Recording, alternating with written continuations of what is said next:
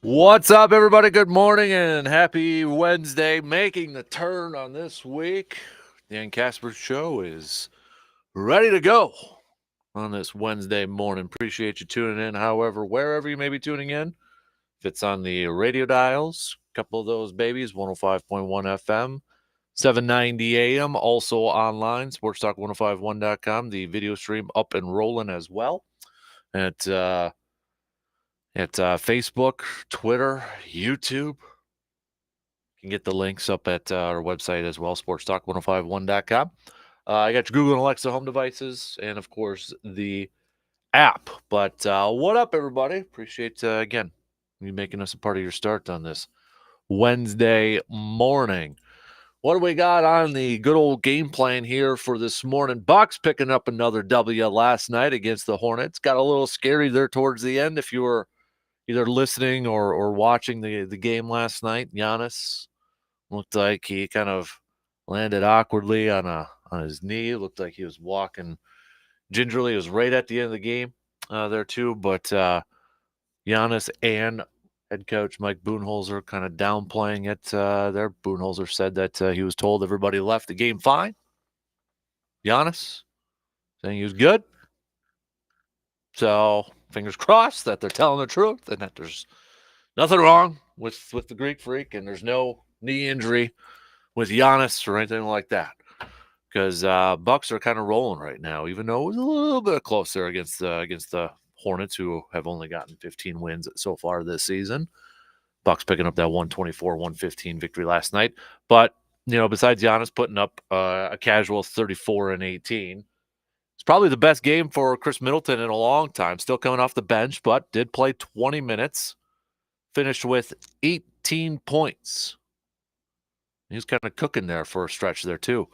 But good to see that from Chris Middleton, obviously, and maybe kind of working his way back in, and maybe we'll see him eventually crack that starting line. But right now, it don't matter because they're just picking up W's. They're picking up wins. What, 5 in a row right now since the band got back together. So whatever it takes to keep racking up those victories. But and they're doing it without Bobby Portis the last couple games, and Wesley Matthews and Pat Connaughton kind of helping out the cause there. Matthews, 11 points off the bench. So, Bucks keep rolling. Big game coming up on Thursday, going up against the Clippers.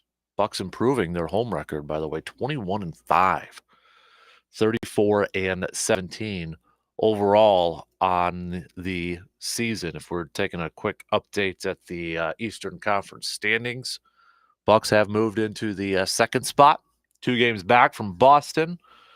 Philadelphia's in that third spot right now, but it's still kind of mumble jumbled up there a little bit.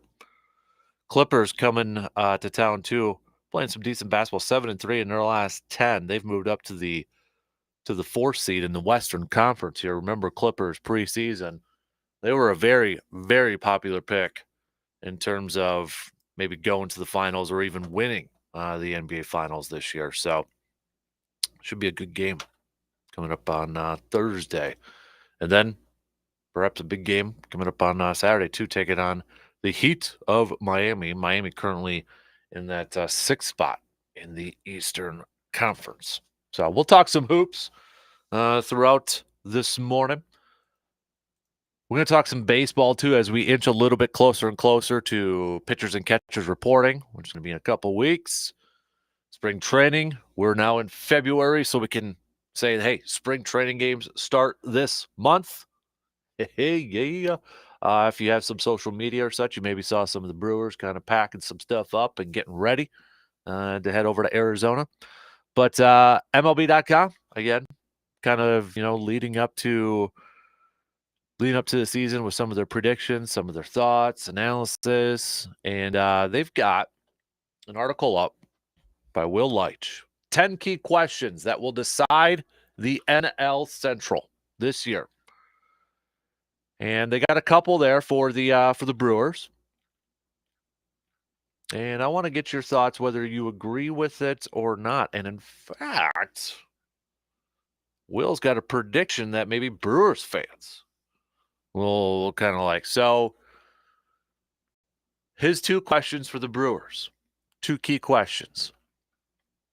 Number one, is this offense better than everybody thinks? Number two, will they avoid making any too clever by half deals, referring to the Josh Hader trade from the previous season? We'll go and deep dive in kind of what Will is thinking and his, thoughts on those questions. But his prediction for this for the NL Central, it's close, but he's going with the Brewers by a game over the Cardinals, 88-74. He even wrote, "It really feels like people are sleeping on the Brewers. They looked like a legitimate World Series contender until last season's trade deadline, and they still have a killer rotation, solid bullpen." All right, he's buying the bullpen, and an underappreciated lineup. And after the backlash to the Hader trade, it sure feels like they'll have to try to keep them together. Meanwhile, the Cardinals not only seem short on pitching, it should be mentioned that they will probably miss Pujols more than people think. They should still end up with a wild card berth, but the Brewers, to these eyes, look a little bit better over the long haul. So, are we sleeping on the Brewers? Are we being too hard on them? Or maybe it's just the fact that we have a little bit higher expectations if we're Brewers fans? Like getting to the World Series, winning the World Series. Great, getting back to the postseason, giving your team a shot, but are we sleeping on them? Are we being too hard, or have we just risen those expectations, or gotten a little bit higher there? So let's go to we're going to hit up some baseball talk a little bit later on this morning as well. We'll talk a little football. So Aaron did talk yesterday to his buddy, good old Pat McAfee there. And of course, like every Tuesday when Aaron is on with Pat McAfee, there's always a line or a couple lines in there that social media kind of runs with. But the one that he kind of mentioned was that he said that seems like there's conversations going on without me, which is kind of interesting. And his exact quote, "It sounds like there's already conversations going on that are not involving me, which are interesting." So everybody, it seemed like, at least, writers and media personalities ran with that quote, ran with that line. So, I mean, if you haven't heard it, we'll play it for you coming up here in a little bit. But, I don't know. It's just, I appreciate the transparency from 12. And I don't know if he meant it as a, like a comment towards Green Bay. He's like, "Hey, why aren't you guys talking to me about these conversations?" I don't know if he was trying to throw shade, or I don't know if he was just kind of like, "Oh yeah, they're talking about," which is kind of interesting, but whatever. It is what it is, and they got to do what they got to do. I don't know, but the thing is, dude's also got to realize like what he says is going to be scrutinized and over the top. So, and I think he realizes that, and he says he doesn't care, but let's be real, he does care because next week he'll probably say something like, "Oh, everybody overreacted to that." Well, okay. It's 2023. It is what it is. It sucks at times, but it is what it is. So, dude, just shh. All right. Kind of follow your words again from maybe from a few years ago and just go a little shh. Okay. Figure out what you're doing first instead of blowing smoke all over the place. Are we maybe overanalyzing it, over scrutinizing it? Absolutely, probably. But don't add more fuel to the fire. Let's just make up your mind, which he said. He's pretty confident that in the next couple of weeks here that he will be confident, or he'll feel comfortable with the decision. He said, "I can't make a decision until after the Super Bowl at the earliest," but he did mention that he feels like Yeah, right here, I feel confident that in a couple weeks, I'll feel definitely more strongly about one of two decisions, being playing or not playing. So, how about and apparently he's going to talk again next week. But how about we just you know, maybe take a break and go continue golfing and whale watching and figure it out. Then we can analyze it and all that stuff. But hey, as a player, I like A-Raj. I don't necessarily agree with a lot of the stuff or whatever. But hey, everybody's got their own opinion, own feelings, own decisions. But right now, I just dude, come on, let's just make a decision. Then we'll move on from there and figure out and talk about it after that. Okay. Thanks, man. I know you're taking our advice right now. All right. Also, coming up, we will be doing a little. What do we got here? That's not the right page there. We're gonna do a little showdown coming up in the 8 o'clock hour. We'll get you the 2 new years at that. We got Sports Vigilante. We got actually a few things we're gonna hit up on the Sports Vigilante. We'll do that about 7:20, 7:25. Stock reports: whose stock is rising, whose stock is falling. So if you want to play along with that, please do so. Okay, hit me up with a text on the Shoe Doctors bullpen line, 715-830-1912. Or you can find me on Twitter at DANKASPER, Facebook.com/Kasper Sports. Whose stock is rising and whose stock is falling. Okay, let me know. Play along with us. So, kind of like yesterday, I'm just going to open things up here on the opening drive, hitting up a few different things. We're going to talk some Bucks. Bucks picking up another W. A week from tomorrow will be the trade deadline. Still nothing done by the Bucks here. I know I threw out the question yesterday. Revisiting a question we had before the season started was, would you rather have Jay Crowder, Grayson Allen? Yesterday, not much different. Before the season started, it was about 50-50. And after we're a little over halfway through the season, where we've seen Grayson Allen play, we've seen how the Bucks played, we have not seen Jay Crowder play. It's still about 50-50. So, haven't seen any moves yet. Haven't seen anything kind of, oh, this is bound to, it's going to happen now. It's just, haven't really, it's kind of calmed down maybe a little bit there.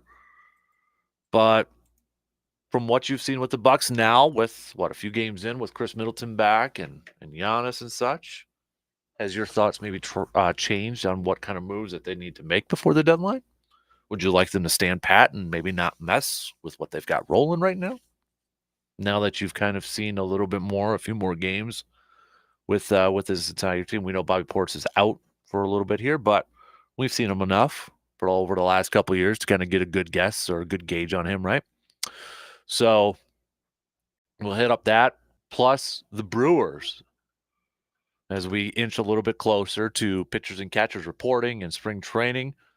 Hey, one person at MLB.com thinking kind of highly of the Brewers here, Will Leitch. So if you agree with what he says, that maybe we're sleeping a little bit too much on the Brewers, you buying or selling that? Or is it just because we maybe have higher expectations for the Brewers, so we hold them to a little bit of a higher standard, which, in my opinion, is not a negative. Nothing wrong with that. Nothing wrong with having higher standards, higher expectations. And then, yeah, we'll throw a little football talk in there too. So everybody's been doing those mock drafts now and factoring in Aaron Rodgers trades on there. Have you seen that? Maybe some of you have actually done it, whether it's like on Pro Football Focus or I think Pro Football Network, you can do it on there too. But I haven't dabbled into it, but everybody's like screenshotting theirs and coming up with trade proposals and what they could get for Aaron Rodgers and such. But it'll start to really kind of kick into gear after the Super Bowl. We got the Senior Bowl that's going on. Keanu Benton had a fantastic day, it looked like. The Badger lineman, defensive lineman, had an absolutely fantastic day. If you have Twitter and that, you were probably seeing Benton updates all across your timeline or your feed, excuse me. So improving his stock there. All right, let's get things rolling here this morning. So we'll take that first break and then just jump right into it. Start hitting me up with some messages, okay? Tweets, Facebook, video stream, whatever floats your boat. We'll throw everything into the pot right away and get things rolling on this Making the Turn Wednesday.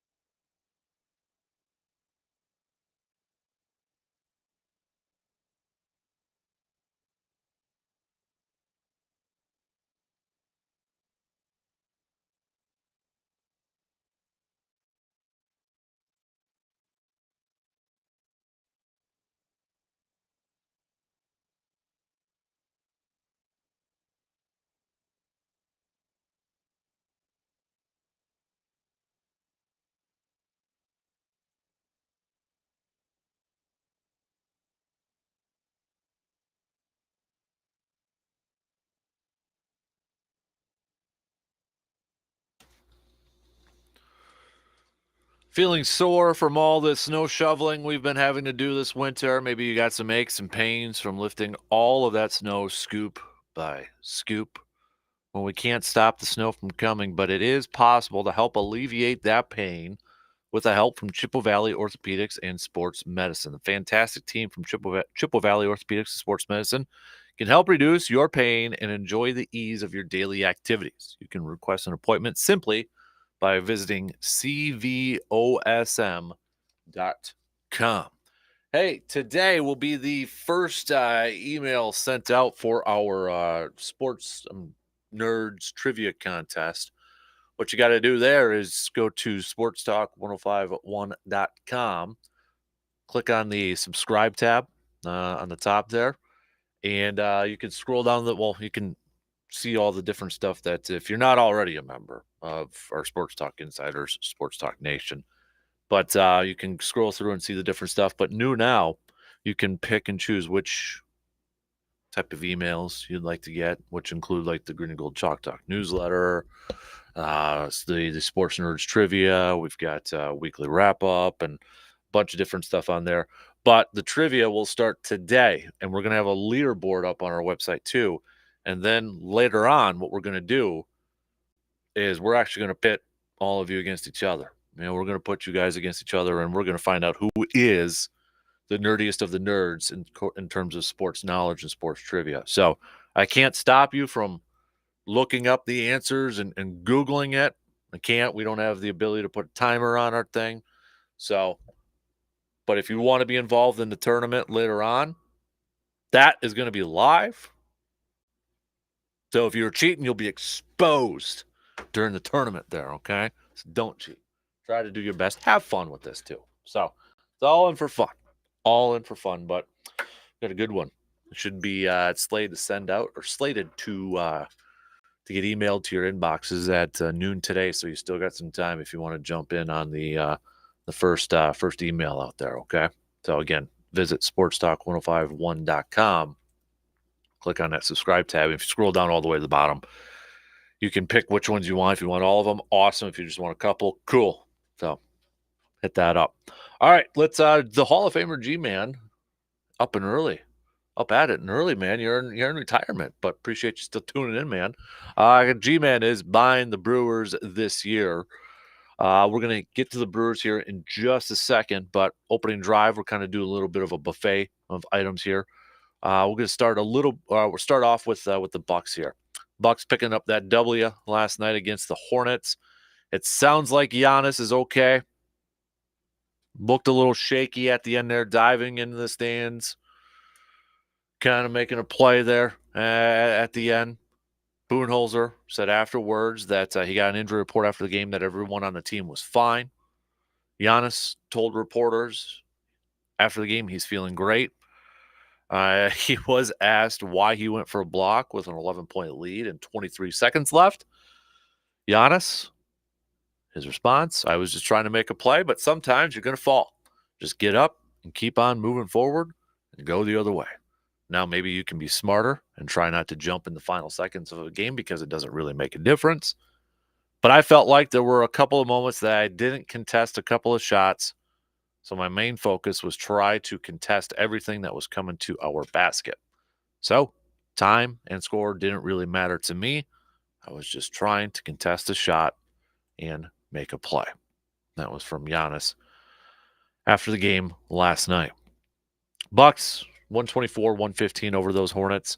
Giannis finished with 34 points, 18 rebounds. Middleton coming off the bench again, playing 20 minutes. He did score 18 points. Looked like his best game since coming back from injury, maybe even throughout this season here. Holiday finishing with 15 points. Aggressive on the boards, 13 rebounds for Drew Holiday and 3 assists.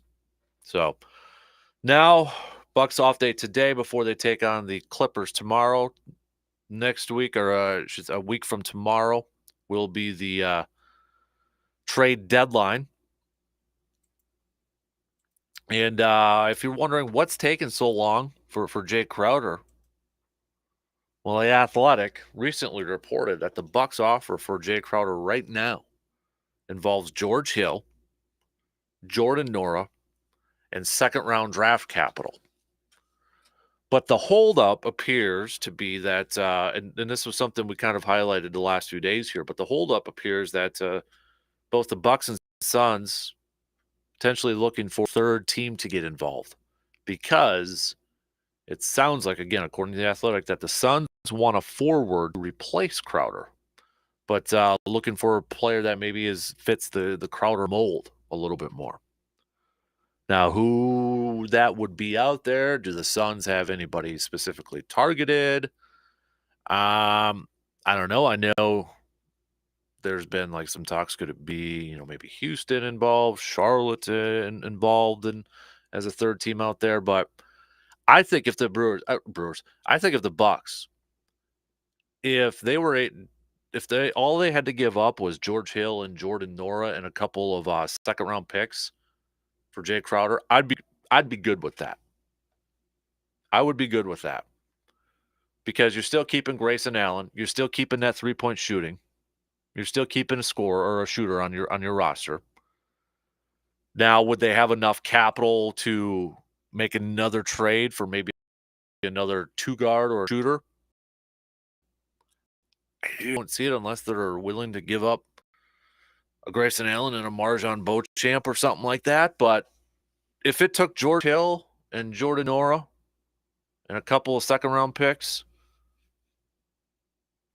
yeah, I'd be good with that. Now, it was interesting that Serge Ibaka is not involved in that, but maybe it's just because the Suns don't want him, or maybe the Bucks are trying to do Serge a solid by trying to find a couple teams that he wants to go to, because they did say that Serge Ibaka and the Bucks agreed to mutually find a trade partner.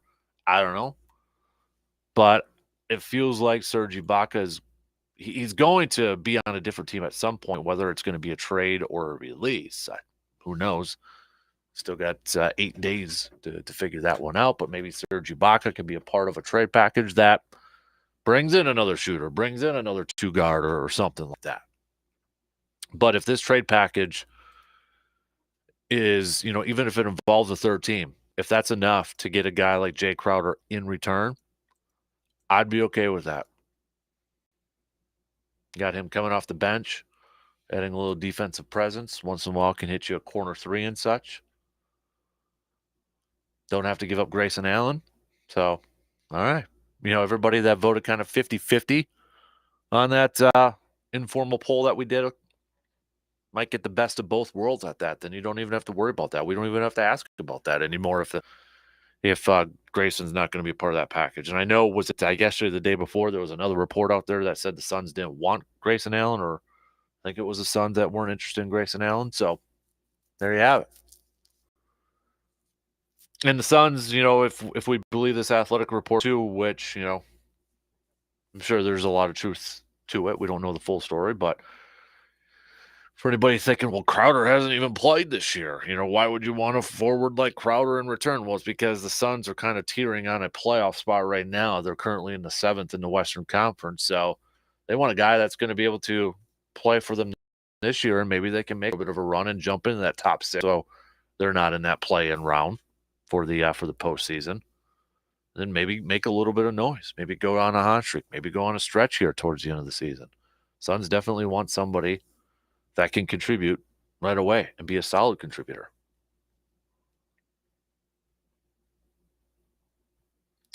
So there you have it. That's kind of the latest on the Jay Crowder updates. I think it's going to at some point. I think it'll happen at some point. And if Serge Ibaka is not involved in a Jay Crowder one, maybe a couple moves are on the horizon for the Bucks here. All right, switching over to the Brewers here. So, do you buy or do you agree with what Will Leitch from MLB.com has to say about the Brewers in terms of their top 2 key questions, and where he says maybe we're sleeping on the Brewers a little bit? He actually has the Brewers winning the division. So, to revisit, in case you missed it in the opener, MLB.com has got this up 10 key questions decide the NL Central. So I got a couple questions for each ball club on here. For the Brewers, is this offense better than everybody thinks? The general consensus on the 2022 Brewers is that their pitching was great, but they didn't have quite enough offense to make up for some of their late season bullpen issues, excuse me, leading to a skid they couldn't quite escape. But while there's some truth to that, the Brewers' offense was much more productive than you might remember. Essentially, every position in their lineup, other than catcher, was average or above average last year, going by OPS plus, with much of the production coming from players you wouldn't have expected, such as Rowdy Tellez and Luis Urias. Some of those stalwarts from last year are gone, including Colton Wong and Hunter Renfroe, but the Brewers were smart and stealthy with additions, bringing in Jesse Winker and William Contreras. This lineup is a lot thicker top to bottom than it was last year, so underestimate it at your own risk. What do you say about that, Brewers fans? It's a compelling argument. Are you buying it? Do you agree with that? Are we underselling the potential of this Brewers offense a little bit? Second question. Will they avoid making any too clever by half deals? On August 1st, 2022, the day the Brewers traded Josh Hader to the Padres, the Brewers were 57-45. Ooh. And 3 games ahead of the Cardinals for first place in the NL Central. The Brewers then lost their next 3 games, 2 of them walk-offs, and 5 of their next 6. By August 6th, they were in second place and would never get back in first again, ultimately missing the playoffs entirely. We bring this up not to make Brewers fans relive it. Well, too late.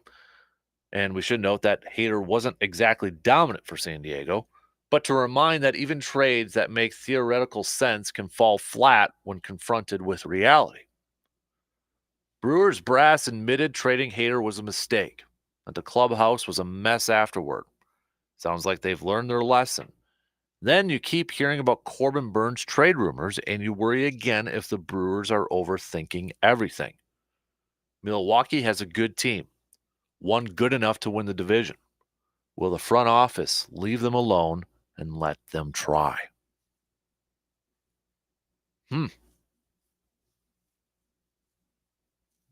Interesting. And then kind of scroll through it, go through the other teams and such, and make some predictions at the bottom. This humble scribe's best guess at the standings. Brewers, 88 wins, 74 losses. Cardinals, 87 wins, 75 losses. Cubs, 500, 81, 81. Then Pirates, 68 wins. Reds, 66. And this is where I kind of threw a question out to you, Brewers fans, or anybody that maybe isn't. And it's like maybe we're being a little too hard on the Brewers. It really feels like people are sleeping on the Brewers, he says. They looked like a legitimate World Series contender until last season's trade deadline. And they still have a killer rotation, a solid bullpen, and an underappreciated lineup. After the backlash to the Hader trade, it sure feels like they'll have to try to keep them together.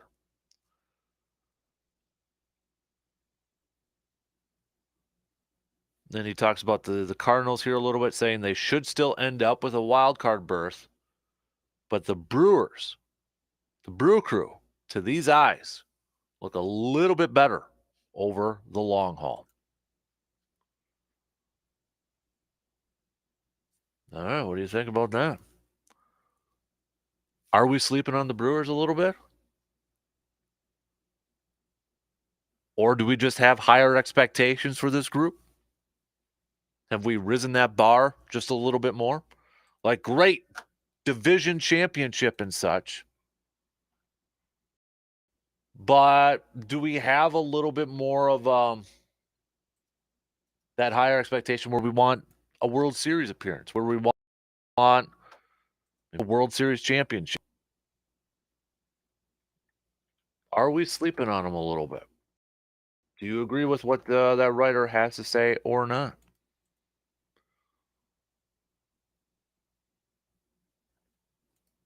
I don't know. I'm gonna think. I think again, we kind of talked a little bit about it yesterday. Was I think a wild card in this whole thing is how different is this offense going to be when it comes to like banning the shift? There was a lot of people out there talking like this is going to benefit players like a Rowdy Tellez or such. I mean, I think hits are going up. I think averages are going to go up. Runs, assuming will go up a little bit too. But are the Brewers a team that can take advantage of that? Can they use that to their advantage? Sure seems like the Brewers right now are kind of a team that is going to be built on run prevention.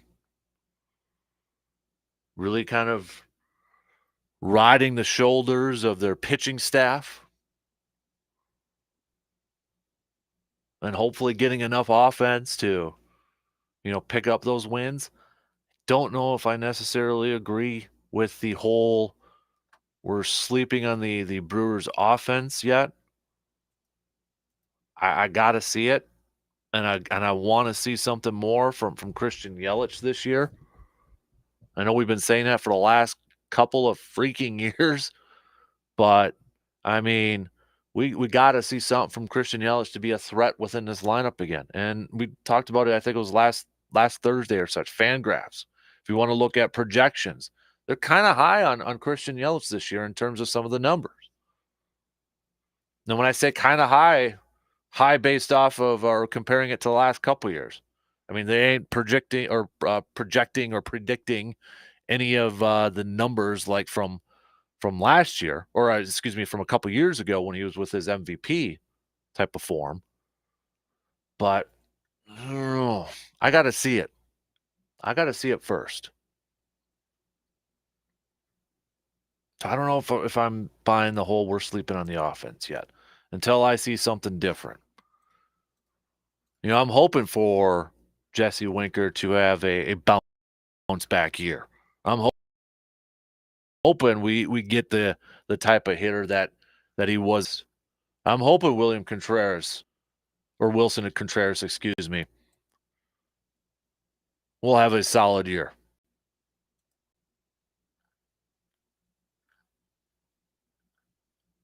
No, William Contreras. Yeah, Wilson was with the Cardinals. William Contreras. I had it right. I'm hoping William Contreras has I'll take with the numbers he had last year. 20 home runs, 278 average, OPS of an 860. He's a career 260 hitter, career 809 OPS. I know he was a little frustrated if you kind of look at the social media stuff at the beginning of the year and kind of frustrated with his trade to the Brewers and such. But hopefully maybe he uses that as a little motivation to go out there and be a threat at the plate. And the other one too, I don't know, but the bullpen I'm still a little nervous on. I mean, there's experience within the bullpen, but I wouldn't say like the bullpen is a strong suit at this point. I just, we know Devin Williams, okay, he's the closer. But, I think there's still some question marks around like, okay, who's maybe the setup guy? Who's going to be that seventh inning guy? They've got some starting pitchers that might be going in the bullpen or back and forth between starting and coming out of the pen, whether it's for long relief roles or whatever have you. But I still think there's maybe some question marks surrounding that pen too. Solid in Devin Williams, but I got to see a little bit more from some of these other guys. Claudio, Milner, who are going to be those late inning guys, and can they be those late inning guys? All right, we got to take a quick break. We went into a little OT, so we'll finish up the first hour. We'll check some of the texts out there on that Shoe Doctors bullpen line. Otherwise, you can hit me up on DANKASPER at Twitter, Facebook.com/Kasper Sports as well. We'll get to maybe a little Packers talk, football talk later on. But I want your thoughts right now on the Bucks and the Brewers. Okay, 2 topics we hit up first. Your thoughts, hit me up. We'll be back after these words.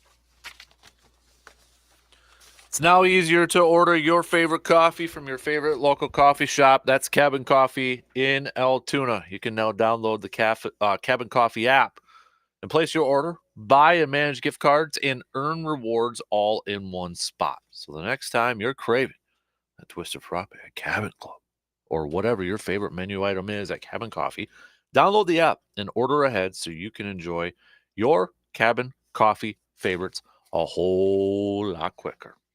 All right. So we only got a couple minutes till Morgs pops in here. But yesterday we're starting to see head coaches getting some jobs now, or I should say some new head coaches in the NFL. Yesterday, DeMeco Ryans getting the head job for the Houston Texans, the Denver Broncos, giving Sean Payton a boatload of cash and trading a first and second rounder to the Saints to acquire Sean Payton, who was still under contract with the New Orleans Saints there.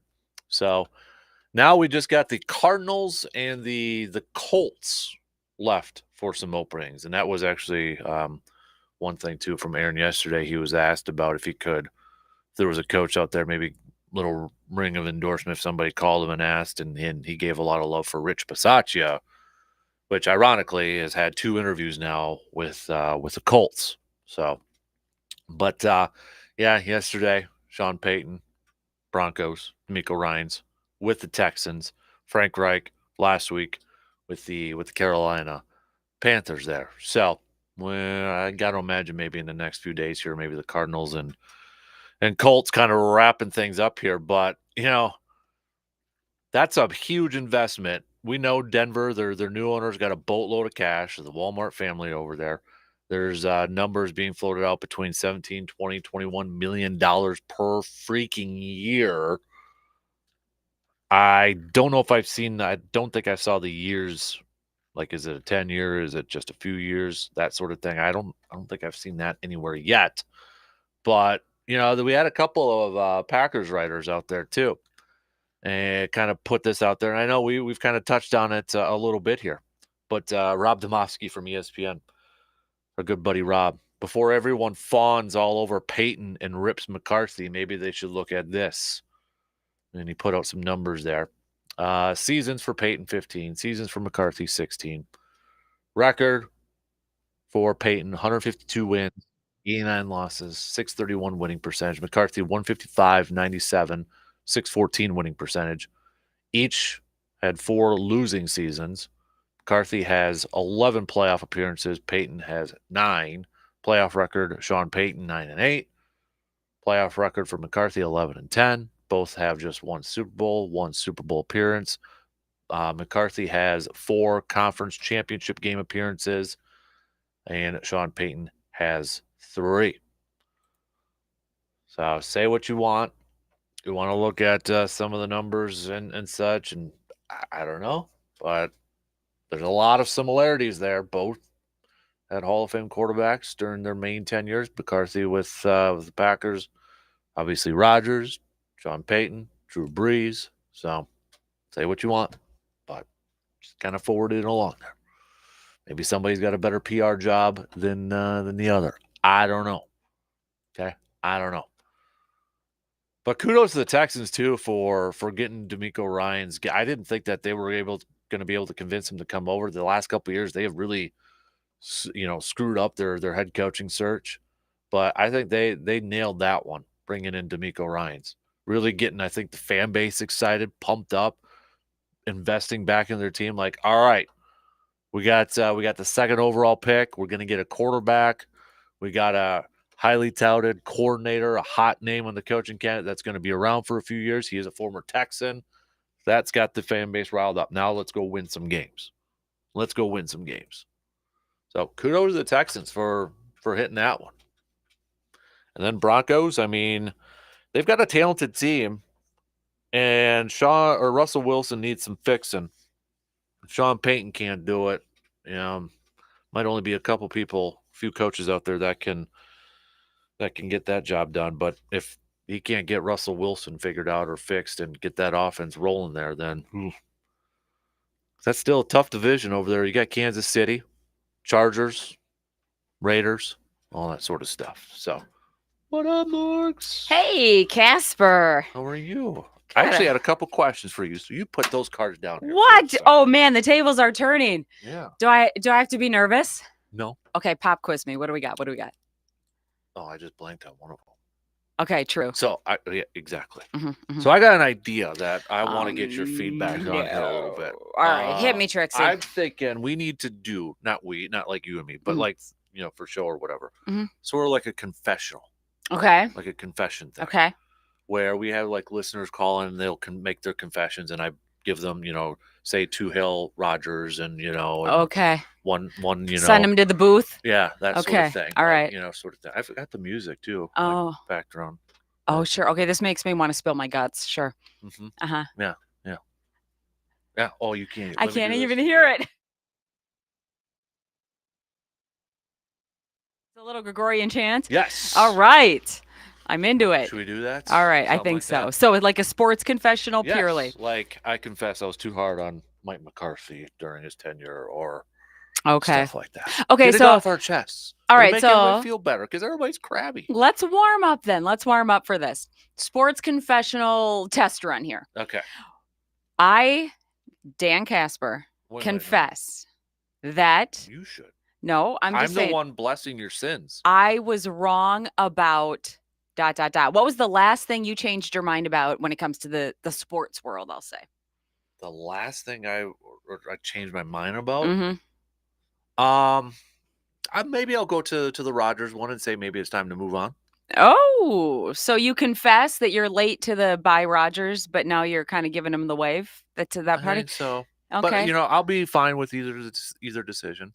But I mean, if you but get not a if it's a repeat rounders, of this season coming back. Yeah, if you can get a couple first rounders in that, then it's really hard not to say no to that. I'm just saying. Okay. So that's I might be able to be convinced. Who are your holdouts still? Surveyor Sam, right? I believe so. Yes, Surveyor. He's on the holdout. Yeah. I don't know where C-Bomb is. He's like MIA. What? I haven't heard from him in a while. Since the Packer related, or I don't know. Are you guys fighting and you don't know it? I don't know. Now this is confessional material. Now we got to pick at the scab.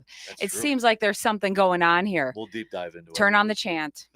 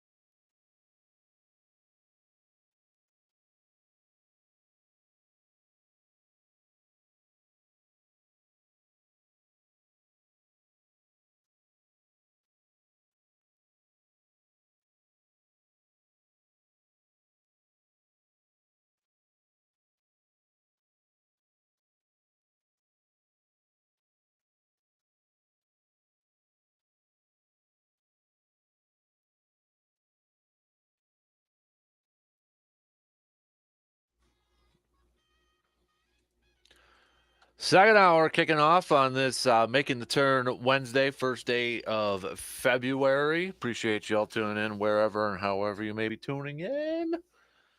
Coming up in a little bit, we're going to get to some sports vigilante. We got stock reports. We'll hit those up at about 7:45-ish. If you got your stock risers and stock fallers, you can send those babies on over to us. Your 2 years for Showdown, which we'll hit up in an hour from now. We're going to be hitting up 1963 and 1975. 1963 and 1975 are your 2 years there. So we'll get to that. But yeah, 8:05, a little less than an hour from now. Let's kick off this hour talking while doing some sports nuggets of the day brought to you by Yancey Associates. 1913, Jim Thorpe signed a contract to play baseball with the New York Giants. National League released its first 162-game schedule in 1962. 1968, Vince Lombardi resigned as head coach of the Green Bay Packers. 1992, Barry Bonds signed the highest single-season contract. It was for $4.7 million. We got John Stockton, 1995, became the NBA's career assist leader when he scored or when he had his 9,922nd assist to move past Magic Johnson. Those are about it. Those are just some of your sports nuggets of the day. Again, brought to you by Yancey Associates. Speaking of assists there, LeBron James moved up to fourth in the all-time assist, passing Mark Jackson and Steve Nash last night. So he's now under 100 points, 80-some points until passing Kareem Abdul-Jabbar for the most points, career points in NBA history, which I don't know if a lot of people like. Something I've been seeing over the socials the last few days or last week or so has been the fact that, people kind of bringing it up too with Kareem. Obviously, he played in college, but also hit one three-pointer in his entire career and has all those points. So maybe making the case still that, well, what do you say is more impressive? Is it LeBron or Kareem there, Lucas? I'm still going Kareem. I think I'd go Kareem too. Yeah. I mean, Bill Simmons pointed out, we've kind of memory hold Kareem Abdul-Jabbar. Considering all he did in his career, the longevity of his career, and now it's all, this has never been done before. Actually, yeah, it has been done before. Kareem did it. Mm-hmm. And that's not a knock on LeBron. It's how we assess all of this. LeBron is LeBron. He does his thing, and he is. I still feel like that we kind of maybe overlook kind of Kareem when we talk about some of the all-time greats and such. Mm-hmm. I feel like we kind of forget about him sometimes. Like, you think of centers, you get Wilt Chamberlain because, the 100 points per game or something like that. And maybe you go Akeem Olajuwon, the Dream, or Shaq. But you got good old solid Kareem with the sky hook there. Maybe he wasn't the flashiest guy, but he was always productive. Right. And, that's 6 MVPs. See, that's the funny thing, too. It's not like he just kind of floated in and out of the league and racked up stats. He played for one of the most iconic teams in the world. He's been known for things outside of just his NBA career. I don't want to go all Kareem, the acting career, because it was a very legendary role in Airplane. But still, he did something beyond that. He's become known for stuff post-career as well that has nothing to do with basketball. And also, he was with UCLA when UCLA dominated. He won a title right out of the gates after he started his career with the Bucks. Maybe his career is lessened because a lot of his good years happened in a downtime for the NBA. 60s were more prominent. 70s, you had the ABA split, drug problems, and that diminished the NBA to the classic example of, by the beginning of the 80s, the NBA finals being on tape delay. Well, that's a lot of Kareem's prime years. If you do the same to LeBron from, say, 2006 to about 2015, think of what LeBron did during that time. And imagine during those times, those NBA finals with the Heat are on at 10 p.m. at night on a Tuesday. On delay, or at 10:30 after your late local news. might assess LeBron a little differently, but instead he was becoming an icon in real time. Now, yes, Kareem was part of the Showtime Lakers, so he had plenty of years of prominence. He had the skyhook. He had one of the most memorable individual shots in the history of the NBA. But I think it's the passage of time, and he's one of the last superstar players that predates Magic and Bird. Think of all the other like really top flight players of the 70s. A lot of them seem like they're of another era. Maybe just Dr. J, Kareem, Julius Erving and Kareem Abdul-Jabbar are probably good co-examples.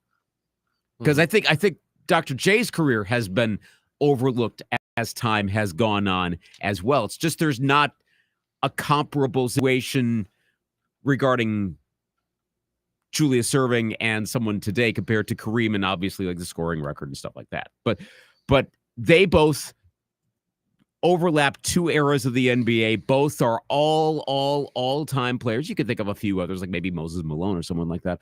But most everyone else that we consider iconic was either way back in the day or Magic and Bird and beyond. And Kareem goes back into that sort of the one era of the 70s, and I think that's part of the reason why we don't pay as much attention to him.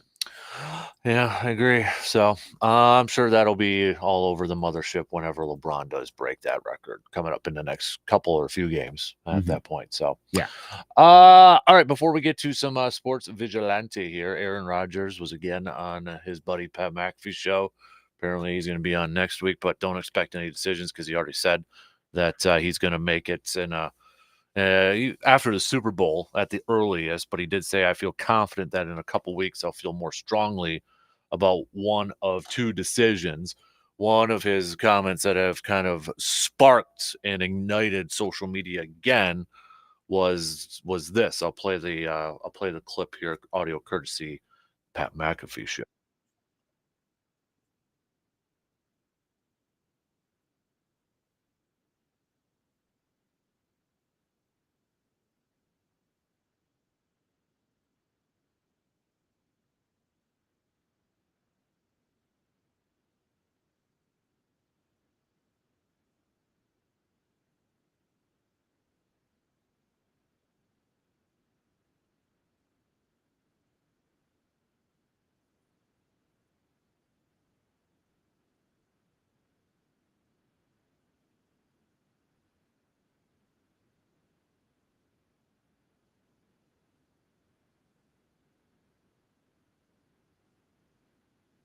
Hey, so everybody's freaking out. The whole I'm not a part of those conversations right now.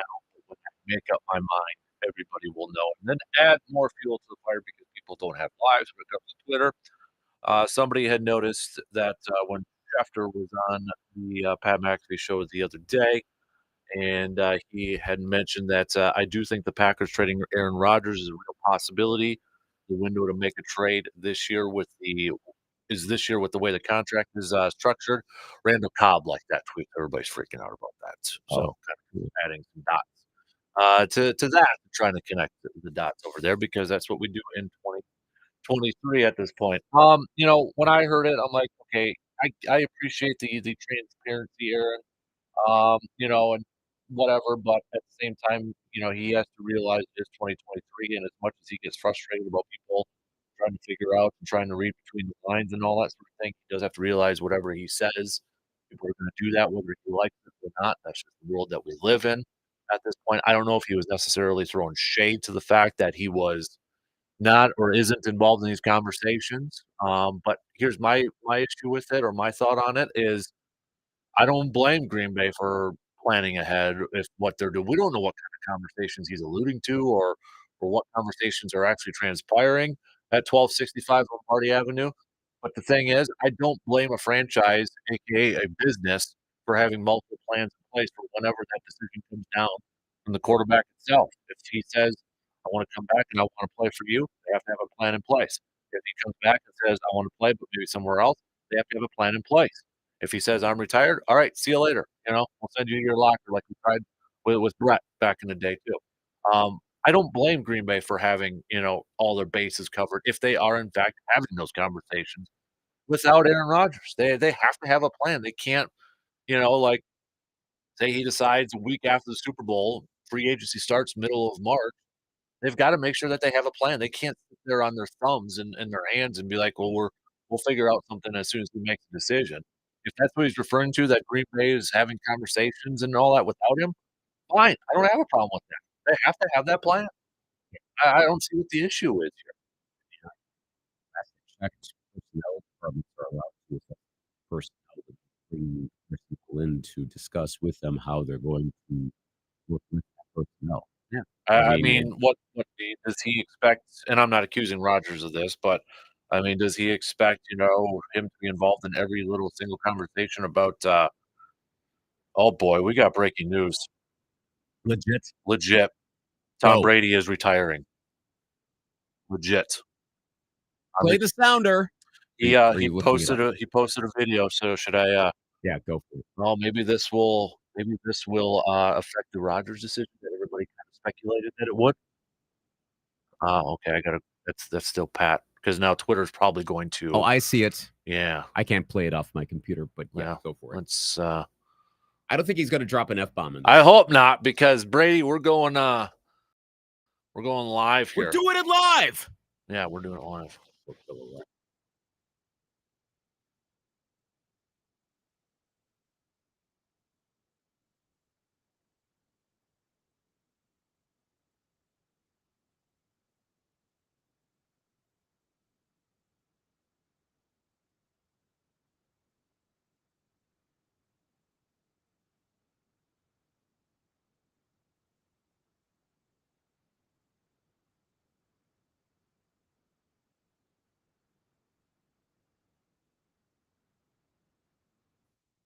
Why did it just not? Oh, there we go.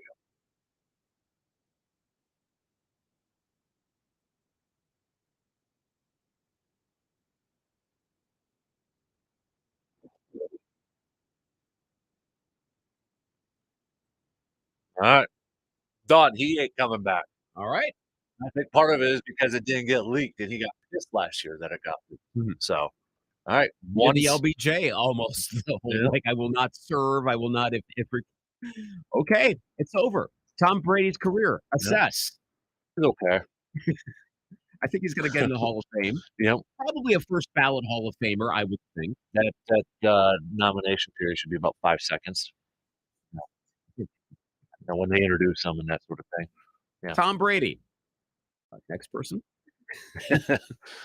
No, I mean, I know there's some people, if we want to kind of go back to Aaron, some people speculated that Aaron would not retire the same year that Brady would retire because of an ego, and they're already looking ahead to like Hall of Fame ceremonies and that such. I don't know if that is a factor for Rodgers or not.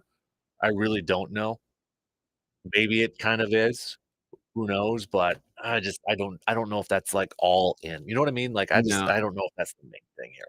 I mean, we know Rodgers as has been reported, he seems to be really dismissive of the media and simultaneously pays very close attention. He's got a to the guy. media. He kind of talked about Tom. His name is Tom Faring, but he's got a guy that sends him stuff. Like he mentioned yesterday, he's like, "Well, I'm kind of sheltered and don't know a whole lot about this until Tom sends it to me." And it's like, so you don't pay attention, but you got a guy that Yeah. does it for you. Who probably could tell you everything all the time. We don't know the rate of stuff that he's getting, but probably comes in pretty quickly. And frequently. So I think Rodgers would be considering that.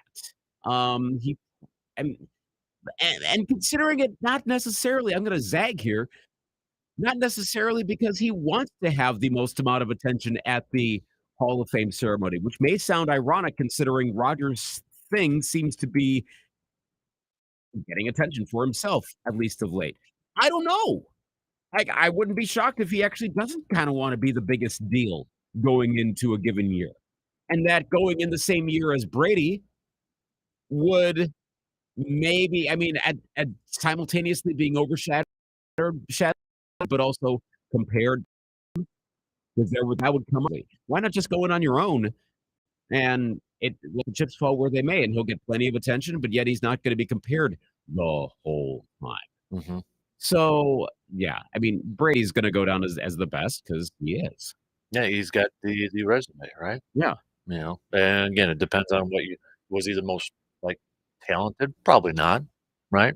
No, but the most successful. Most successful. I think that's the best way to put it. Absolutely. So, but I think this one's for good, right? We all think this one's for good now. I know he said it's for good. It's for good, but I don't I see him coming back. cannot imagine that he says that and then turns around and comes back. Yeah. Like there are certain ways you can retire and leave a door open without leaving a door open, and there are other ways to retire where it's like, no, that's closed, and you come back again, and I don't know.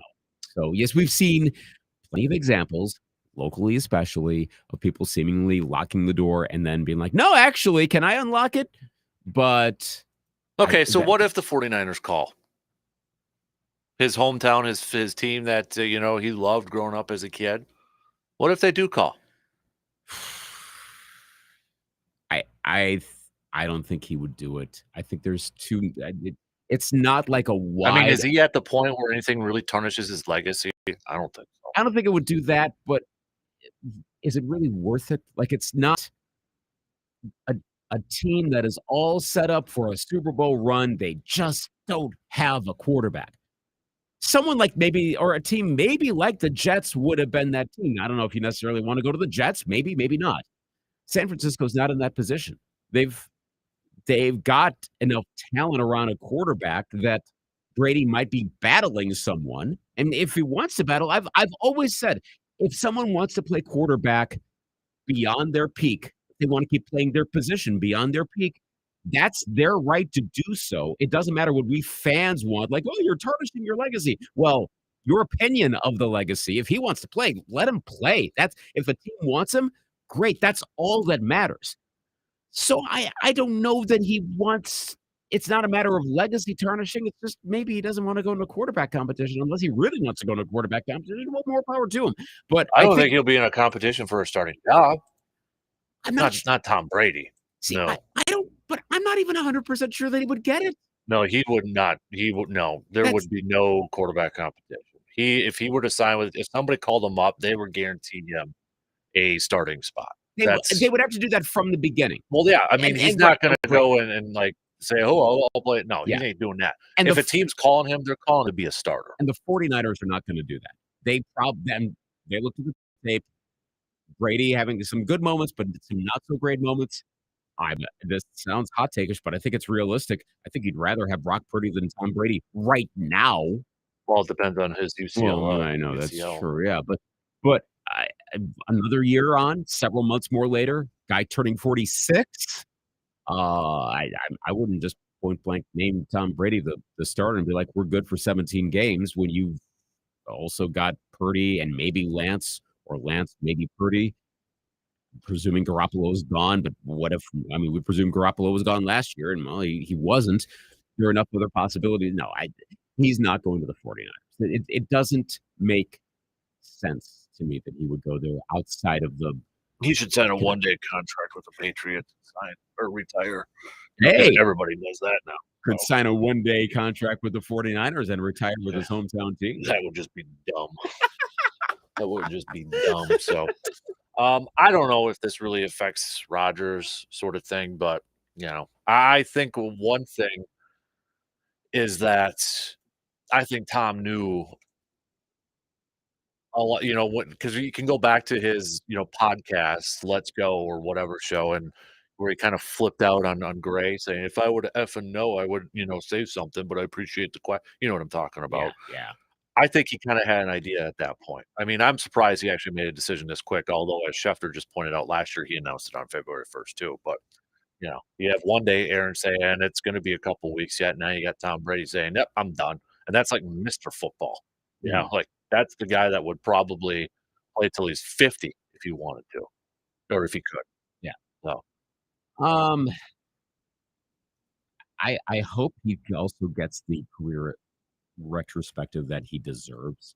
But last year was so odd that it kind of dribbled out, and for all of the Tom Brady's career. It never happened last year, and then he was back. It was one of the strangest retirements. I think it was the strangest retirement most of us living have ever gone through. I mean, I know the Favre retirement was a whole other thing, but it's the way that process went, given the caliber of the player involved. I really hope it becomes a bigger deal. Now, one other thing to think about, and yes, because we are the what's next sports media nowadays. So now that Greg Olsen has established himself as potentially the best color analyst out there, how is that going to work? Yeah, I mean, really, Brady, do you need to go call games for 300 some million? I mean, that is a lot of money, but I mean, for crying out loud. It's Greg Olsen is a stud. He's good. I was on that bandwagon from the get-go, and he is getting screwed over with this whole thing. He's getting screwed. Tom Brady should just go into a studio, go replace Terry Bradshaw or something on the desk. Go do that. Go fill in for Sean Payton now that he's going to be gone too. As much as we're all like, oh, he's going to be up there and be like, wow, this is why you play the game, because these players are putting in 110% and do that kind of analysis. You're just like pulling your hair out, like, well, you're bringing nothing to this game. I don't know. Like, none of us know what he's going to be like. And those who know him best, of sports media types who know him best, say the dude is so crazy competitive, he will be really, really good. Well, okay, let's see. I don't know. I mean, I would like to think Fox understands what they've got. But at the same time, are you really, from a business side, going to say no to Tom Brady? Well, that's the problem. You're not going to. Part of the reason for the Brady deal was not just having him sitting next to Kevin Burkhardt. Would you pair up Greg Olsen and Tom Brady with Kevin Burkhardt? Maybe. I mean, let's see how it goes. Brady and Olsen also, part of the issue, honestly, you want contrast. A little bit of contrast. And Brady and Olsen, I'm not even getting into just their aesthetic. They kind of seem almost like almost as they look kind of the same. They don't quite sound the same, but a little bit. Like, there's a little too much crossover there. I'd like one to sound different and or look different. And like I said, that shouldn't matter, but it does. But I don't. But if Brady's really good and Olsen's really good, and they can coexist, and Burkhardt's strikes me as the kind of person from when I've heard stuff like his interviews and such.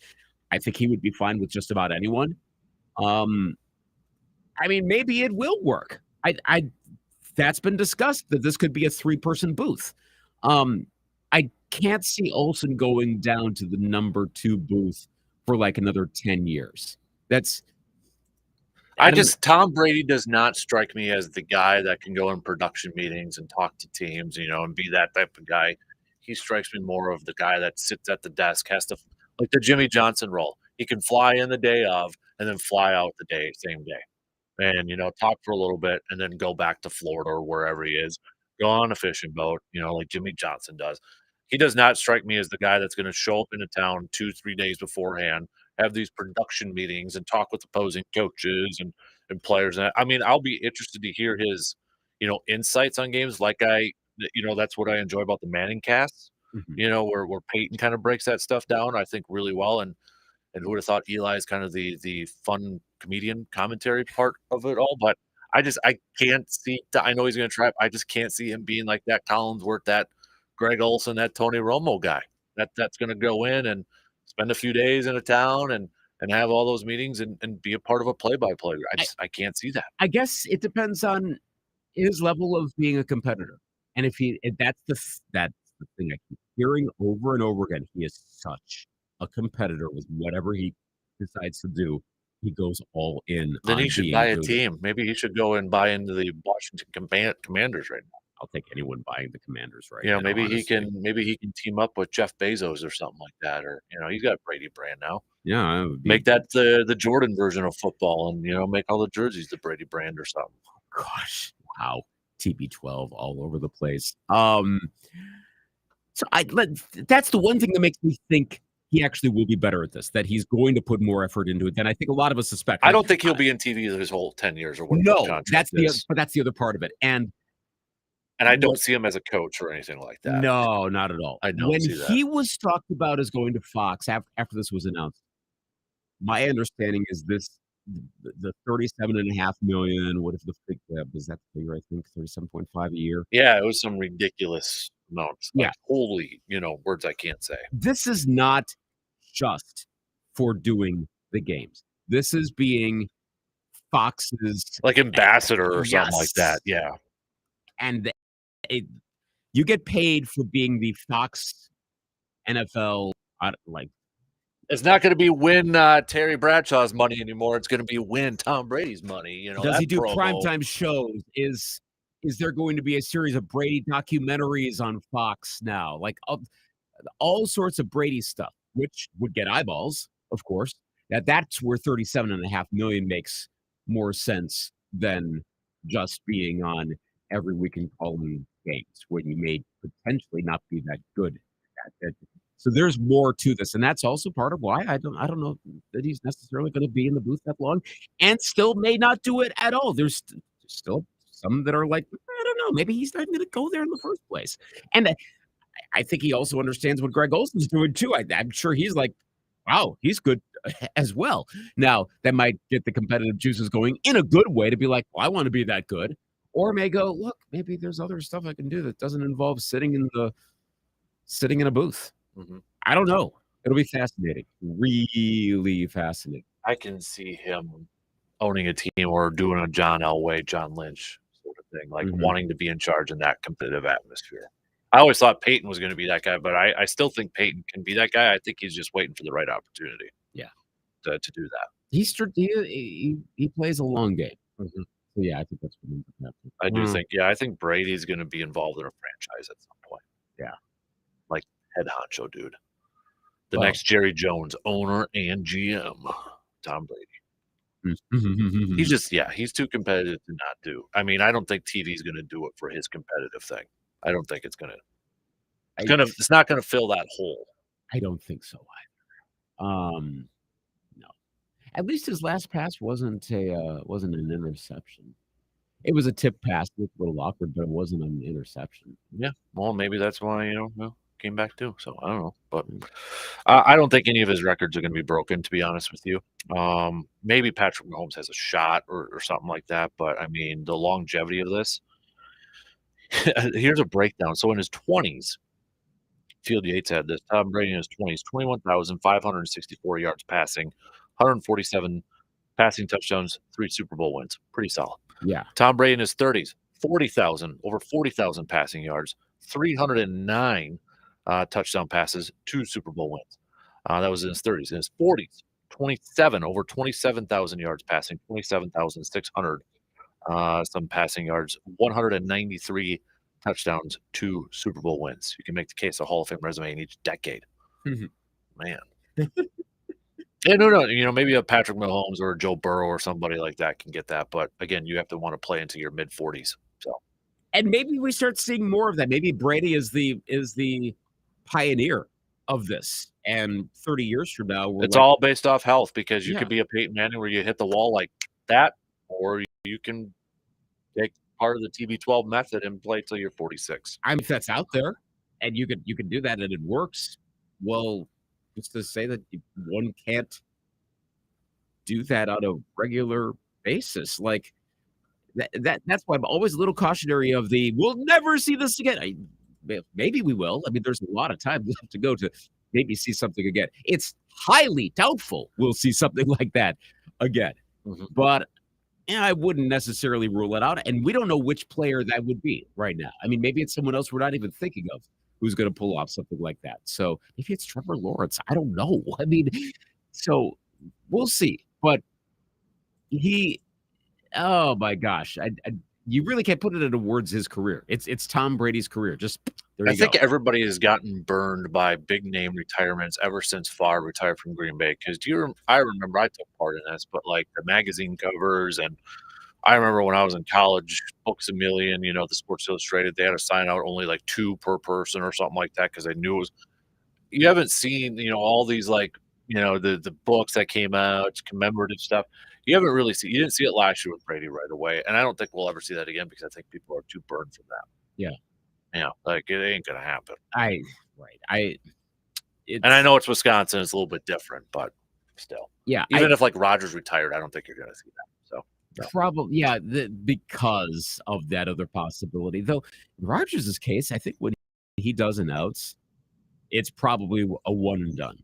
Mhm. He seems more like the type he's thinking this through so much.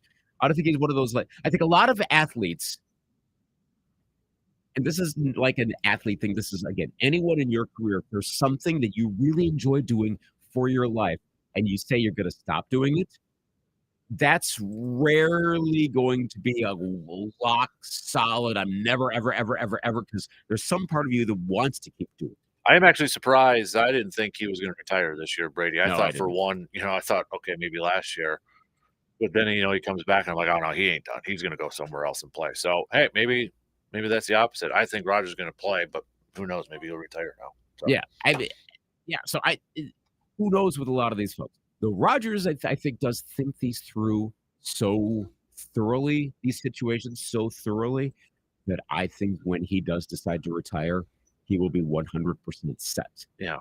On retiring. And I still don't think the Brady thing has any factor in it. No, not at all. He will retire when he retires, and I don't think he's retiring this year. Nope.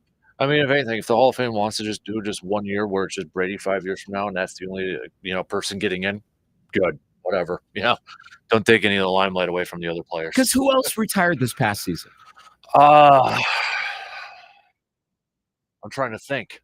I always try to think of this, and Devin was it Devin McCourty? No, he didn't play. He was already on Good Morning Football this year. Oh, that's right. That, or at least one of the McCourty guys, but he wouldn't be a first ballot. Yeah. Trying to think. It's not Gronk. He ain't going in with Gronk.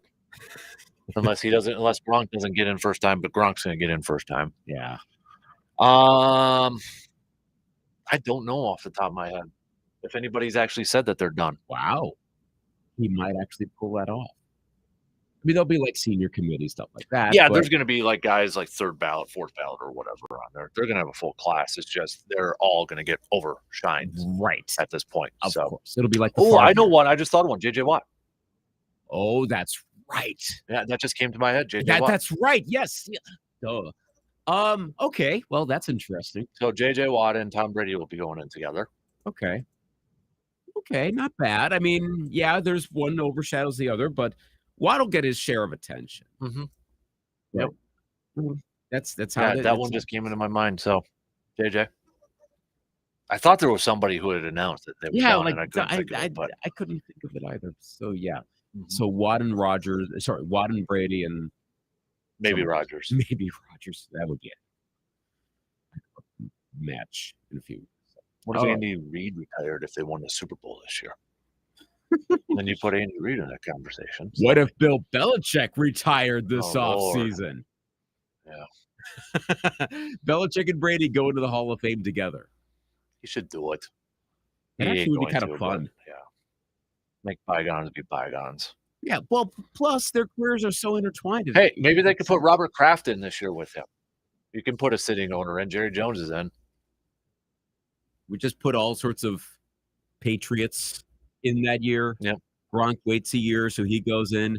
Could JJ Watt sign a quick one-day contract with the Patriots so he can technically be considered a New England Patriot? Maybe.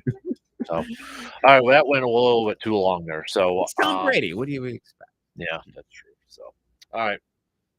We'll take a quick break, and we'll do some sports vigilantes coming up after this quick break.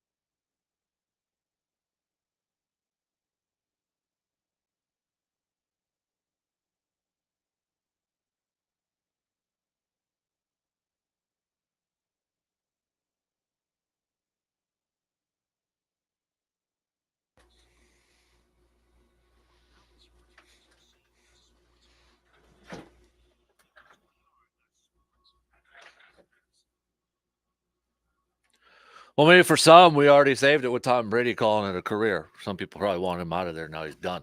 Yeah. Done. Cool. So you're welcome. We did that was one for easy. him. Yep. Where I'm going to go with a lot of talk about the NFL officiating from this past weekend there, Lucas, with specifically that Bengals and Chiefs game. You obviously everybody's kind of got some thoughts on it. The hit from Patrick Mahomes, maybe the missed holding call. I think the big one is the do-over. The third down do-over. That one was just weird. So, how do we fix it, man? How do we fix NFL officiating right now? It's not going to be from salary increases. It's not going to be that. I don't know about they got some full-time ones on there. I don't know if that makes a difference. Or do we just have to accept the fact, you know what, they're humans and they're going to make mistakes and move on? But they're going to be highlighted if it's a big game like this. Well, and also, what's the definition on some of these? Like the unnecessary roughness, call it Osai. Was that not supposed to be called? No. I think they for what it's worth. So, who's your favorite NFL official? Or like, it could be former, current. Do you have one? Is there a guy on all those networks when they talk? You're like, okay, I got like Mike Pereira on NFL. I'm a Gene Steratore fan, but I've always liked Gene Steratore. I'm a big Gene Steratore fan, and he was on Pat McAfee yesterday. Okay, answering some of those questions. Uh-huh. So because you mentioned the roughing the passer one, he said that should have been called. That was the correct call with the Patrick Mahomes one. So just throwing that out there, because there are some people saying that shouldn't have been. Maybe because I see the case. I'm not going to relitigate it, but I see why. But I think letter of the law, yes, you should. There are a lot of letters of the law calls that are not made in the NFL. Obviously, there are so many holding calls that are not made. But if we made every single call, NFL games would probably take 4.5 hours. So do we want that? I don't know that. I mean, like, okay, challenging everything is not going to be a I solution. don't want that. Again, 4.5 hour games. Do we want that? No. We're actually gonna probably stop watching a little bit if that comes to. That's been a whole nother question of what will it take to stop watching the NFL? Neutral site games. Are you really gonna leave? Well, 4.5 hour games because of constant challenges. Okay, maybe then I would, because it's not entertaining. Then it's a lot of dead time. But that's not going to happen. Yeah. I like the sky judge idea. The intervening when there's something really obvious, which doesn't address the Osai play, but it would address other ones. Like, now, would that address the Devontae Smith 4th down catch? Maybe, because apparently the NFL didn't chime in when they were able to do so. I thought that was in part because Philly went so fast, and I was one of the few people in real time was wondering about that, because when they showed the replay, I was like, did that really happen? And then you see Smith doing that. They're like, go, go, go, go. I'm like, and no one's calling the flag. That's a bit on San Francisco too. Like, if you really something's up, maybe you need to do that. But Peter King said in Football Morning America, like, what's up with that crew that's allowed to intervene in these situations, and they didn't do that. But maybe we need a more effective version of that. I think the closest thing I would like, I know there's the evaluation system. When I saw it is Torbert's crew doing, or Torbert doing the game. I remember him doing a couple Viking games earlier this year. It's not good. Can we just like get rid of the all-star crews too? Yes. In the playoffs? Can we get rid of that? I mean, I get it. You want the best of the best, but I also think there's something in terms of like, you almost have to look at officiating crews as a team altogether, I think. Yes. You know, how they interact with each other. Instead of like going based off of individual I think you have to have the same crews. Yes. In these playoffs. Completely agree on that.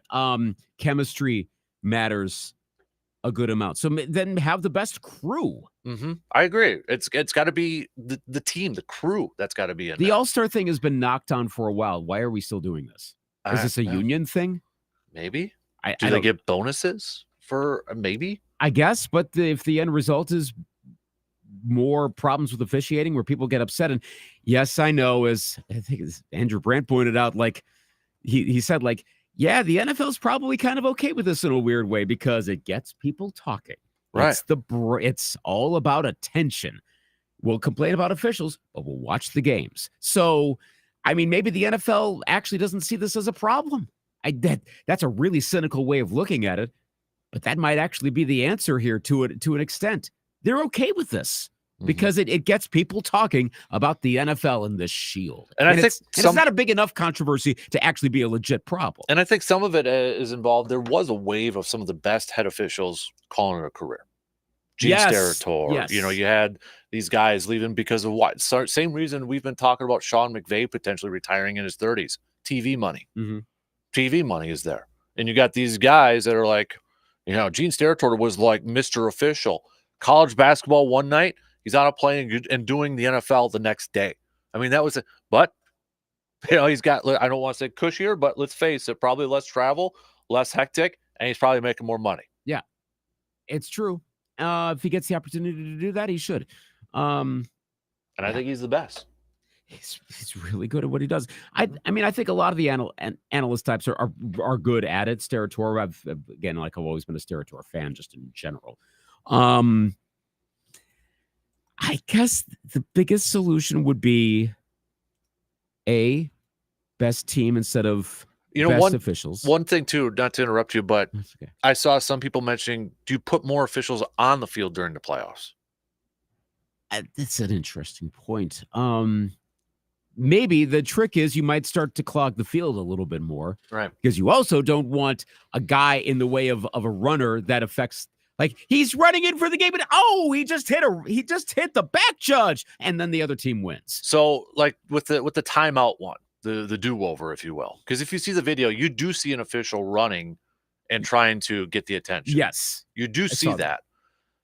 Obviously, nobody heard a whistle. It was freaking loud in Arrowhead. I don't think we're going to have the scenario. I brought this up the other day of, remember when John Elway was playing in Arrowhead, and then like there was the official saying it is too loud. If it, do you remember that? Vaguely, but yeah. Let me see if I can get the YouTube clip here. You're not going to have an official to tell the crowd to be quiet so they can hear a whistle. So is that, I don't know how they could change that so people can stop a play, or do you fault the official maybe for not continuing to try to disrupt the play? Do they do something where it's like an earpiece? So if someone blows a whistle, and they have that communication though, where the officials can talk to each other. Then that should not be a problem, right? So why is this a problem? Then I would work on the technology and enhance it. I mean, if we're doing technological things in other sports, baseball especially, why not do it here? So I'd change the. They should have flashing lights, like an airplane, like at the airport. Those people like that, bring in the planes. Yeah, wave those things. Maybe something like that. So this was from 1990, December 9th, 1990, Broncos Chiefs. Okay, so this was the.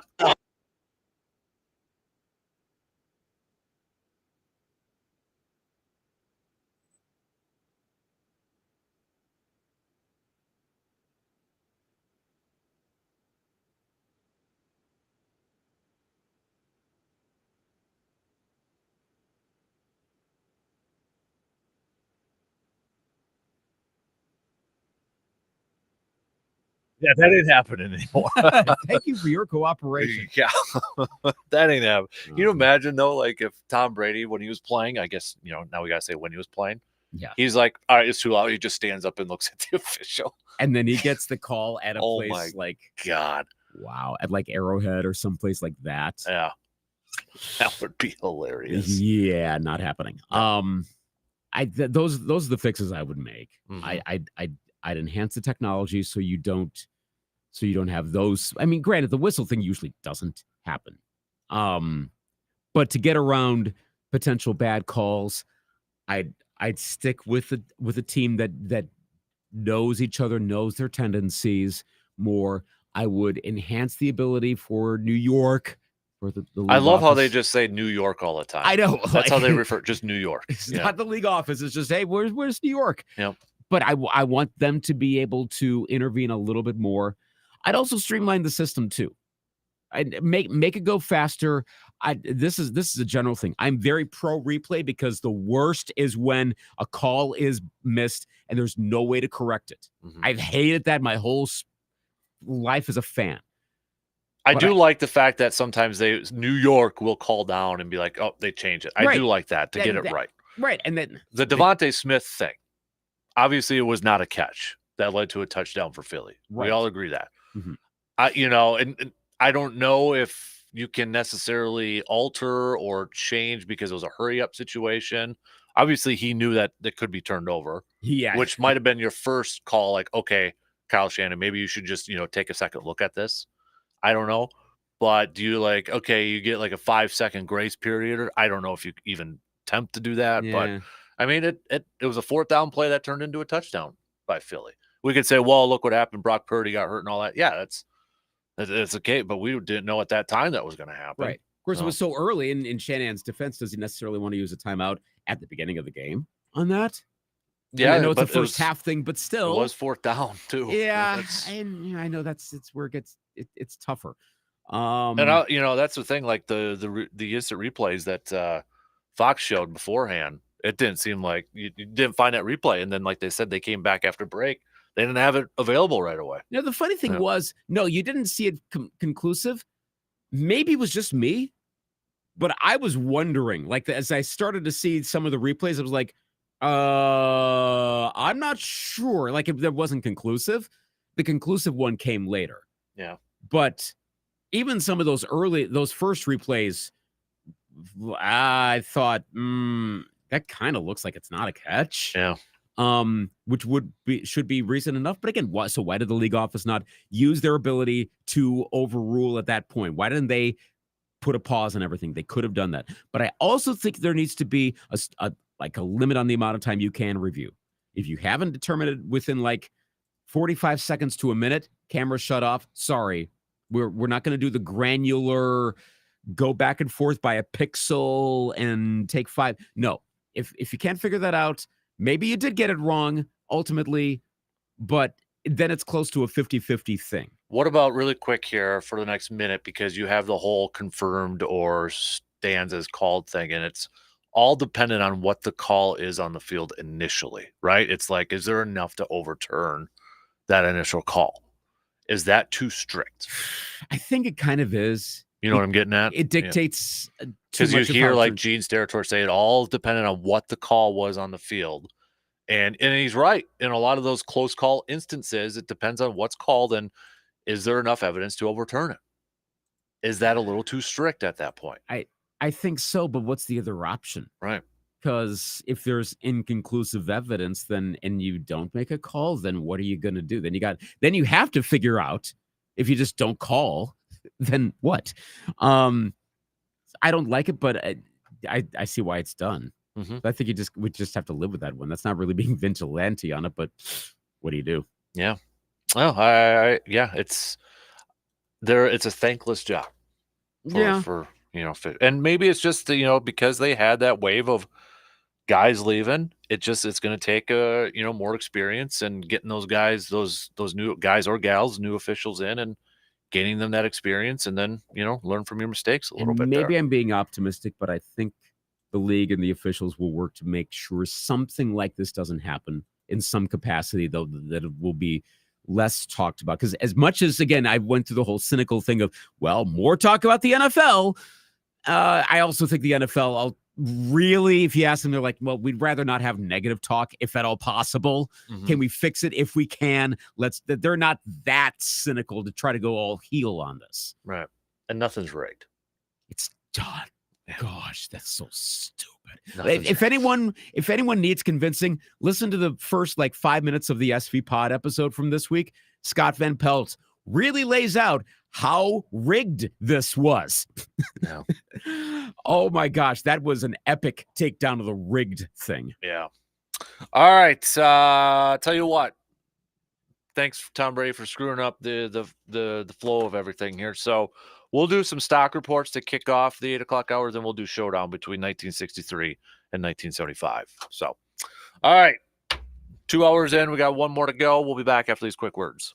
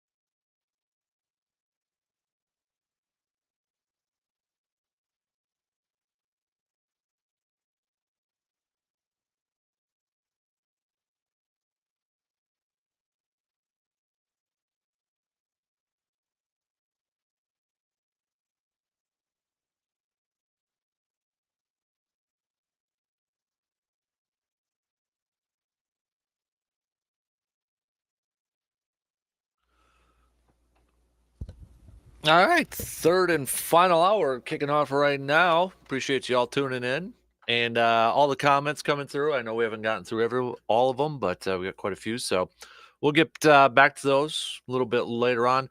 Quick reminder that today, so a little less than 4 hours from now, if you want to be a member of our Sports Insiders group, we've got a sports trivia contest that's going to be starting today. So if you are not a member, and the new thing is now too, so if you go to sportstalk1051.com and you click on the subscribe tab, what I've done is change it up a little bit because I realize not everybody may be a Packers fan, so you don't want to get the green and gold talk. That's fine. So now you can select which ones you want to get. Okay. So if you want to just partake in the trivia one, boom, sign up for that. You want everything? We got weekly wrap up email that's going to be starting this week too. You want everything? You want all the servings? You can select that too. It's all available. sportstalk1051.com subscribe tab. But the first trivia question will start today. And then what we're going to do, and I know I can't stop you all from looking it up or cheating or anything like that, but a little bit later on, we're going to kind of do our own Stump the Schwab kind of contest here, Lucas, and find out who the biggest sports nerd is out there. Wow. Pin it against each other. So if you're cheating now, you won't be able to cheat during the bracket challenge or the tournament because it's going to be live. So just saying. So it should be a lot of fun seeing where everybody's kind of do a little stump. You remember the Stump the Schwab game back in the day?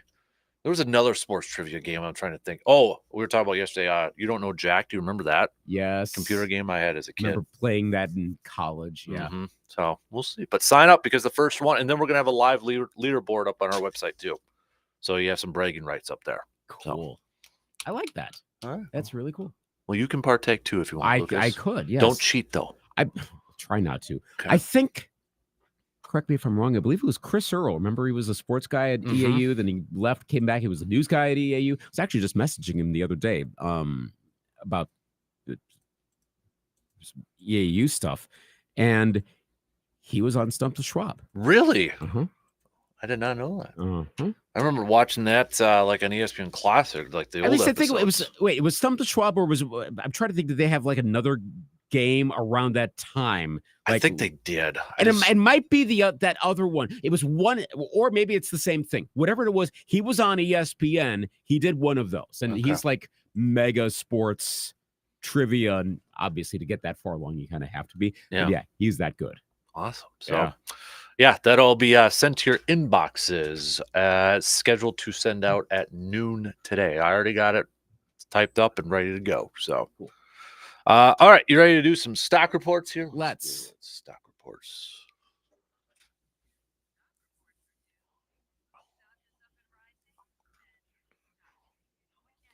All right, Lucas, I will give you the honors to go first because I've got a couple of different types of stock reports. It'll make sense after you go first. We're getting into bonds now, mutual funds. Kind of. I'm going a little bit different route on a couple of them. So junk bonds. Yeah. Hopefully. Yeah. We're going up or down first. You can go up if you want. Go positive first. Marquez Valdez-Scantling. That's a good one, yeah. Yeah. I mean, good time to shine. This is when you want it. Mm-hmm. Sure there's a fair number of Packer fans going, oh, really? Okay, cool. But it good for him though. Yes. Yeah. I mean, he went to another opportunity, succeeded in that opportunity, succeeded when it counted in probably arguably that was the play of the game. Yeah, you could say it was Mahomes' run. That third quarter touchdown that's the one that's been getting the most pub, and everything I've been reading, watching, that is getting the most amount of attention. Mm-hmm. And Valdez-Scantling was on that other end. He's getting called out in a good way. Pluses for now everyone finally understanding how to pronounce his name. It's true. There's probably a lot of Marquez Valdez-Scantling. No, okay, now we know it's a Qua. But his stock is definitely going up for good reason, and we'll see what he does. And maybe he ends up having a quiet game in the Super Bowl. That's okay. As long as he doesn't screw up something that costs them the game, he's gotten them into a good position, in part as part of the team. Props to Valdez-Scantling. Mm-hmm. So I'm going to go a couple of different ones here. First of all, my stock up. Let's give another shout out to G-Man on his retirement, right? He's Yes. enjoying breakfast at the VFW apparently right now. So Hanging there out you with Tom Brady, fellow retiree. go. There you go. Yeah, I don't even know if he knows.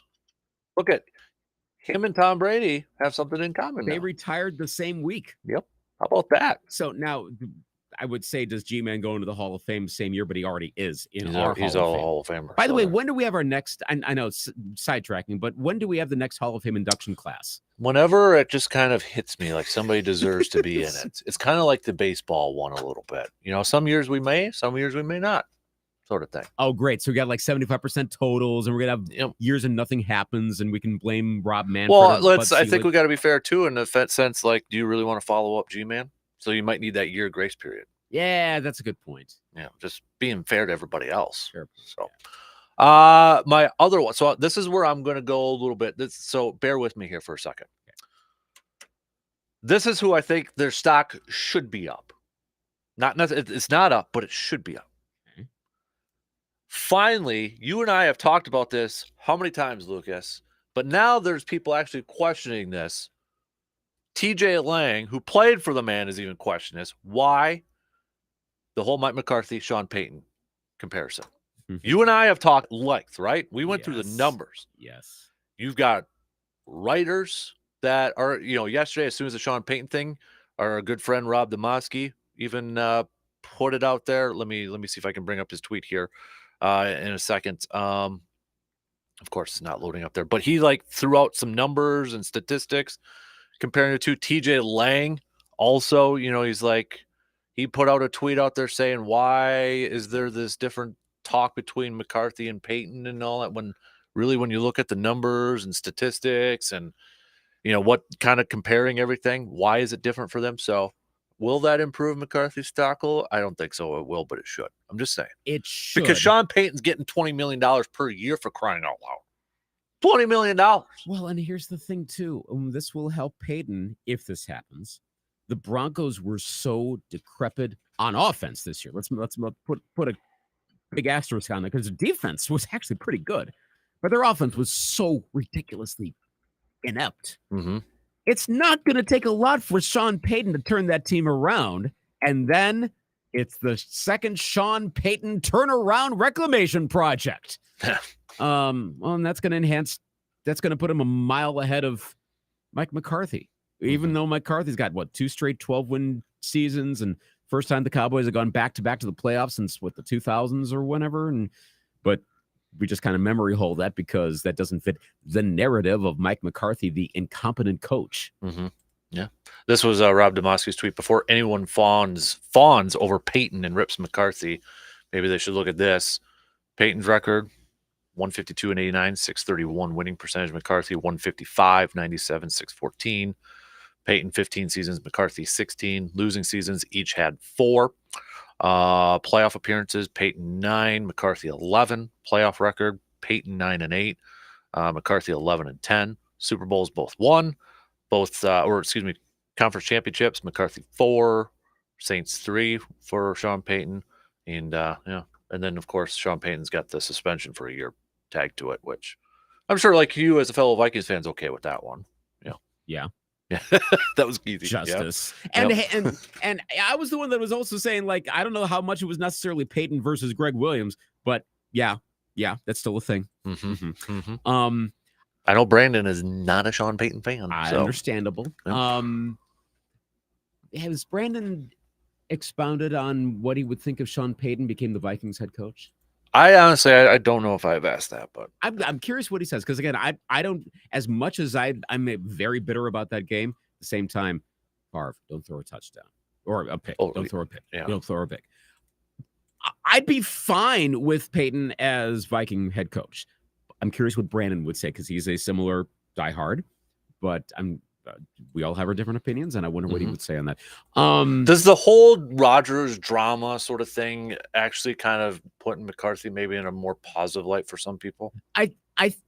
It should. I don't think it is yet, partially because Rodgers seemed to be relatively drama-free during the years that McCarthy was getting the most amount of criticism, and I think that was more just. It was like, Rodgers is so talented. Why are you screwing this up, Mike McCarthy? Well, and also Ted Thompson was getting flack as well. And this does lead to where I do think there is a difference between Payton and McCarthy, but if I analyzed it more, I might come to a different opinion.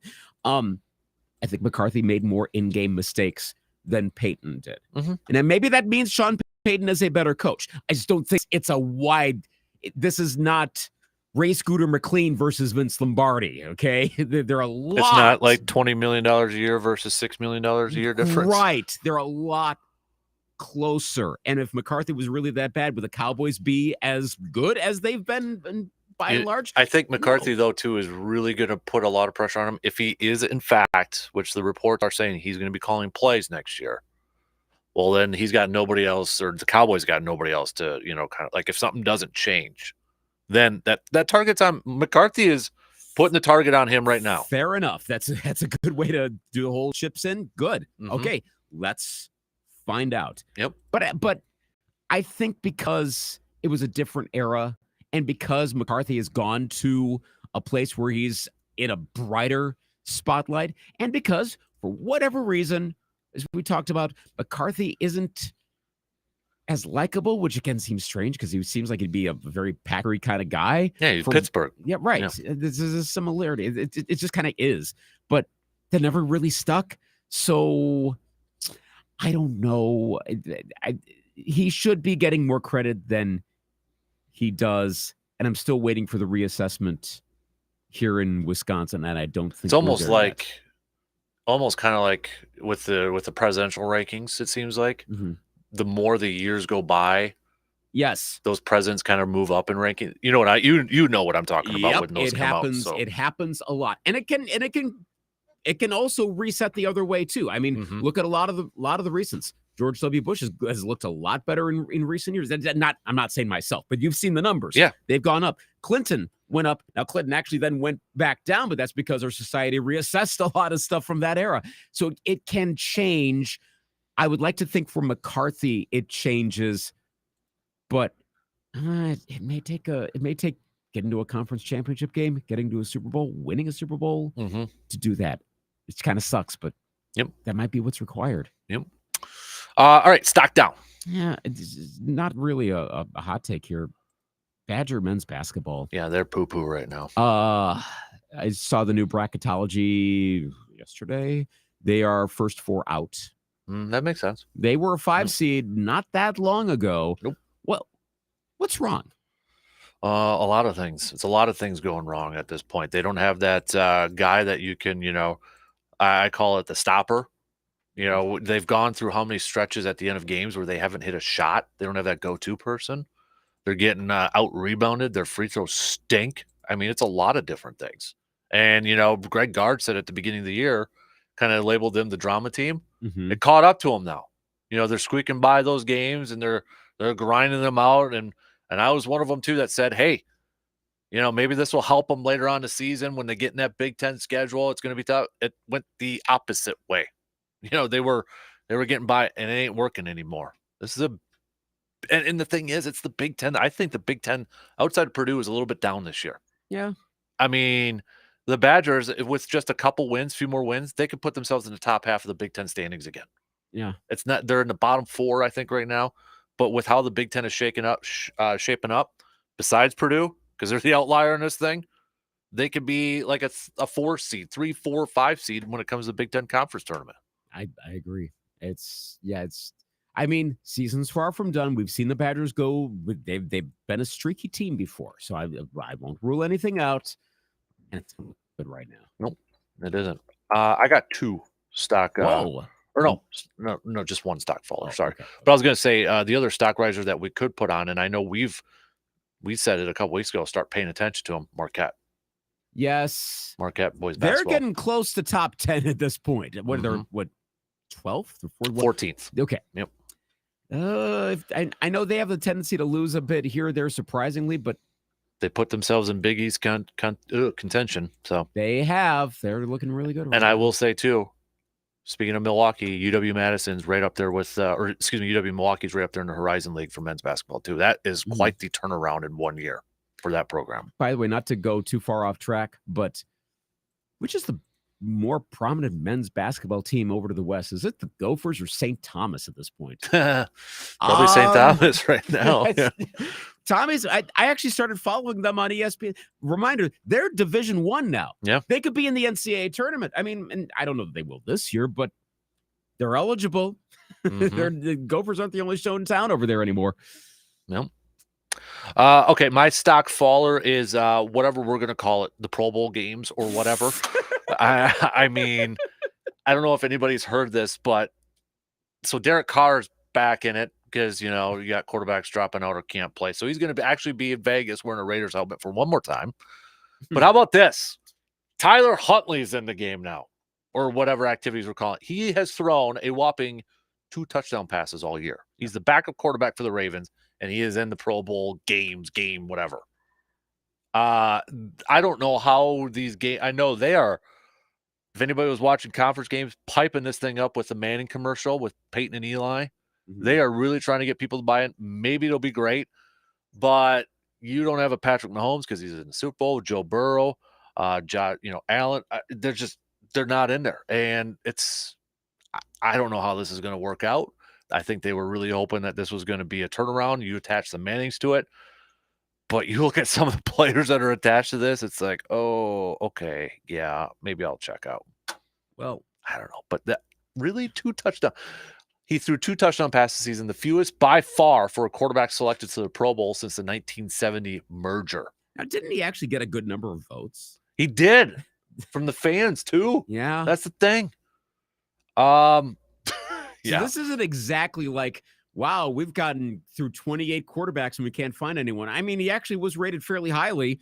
But so maybe this is what the people want. But when I saw that, Tyler Huntley made it over Lamar Jackson. what does Quarterback that say to Lamar controversy. Jackson's contract? Yeah, no Pro Bowl there. Yeah. Ken O'Brien had 10 touchdown passes. He made it in 91. Vince Young had 10 touchdown passes. He made it in 09.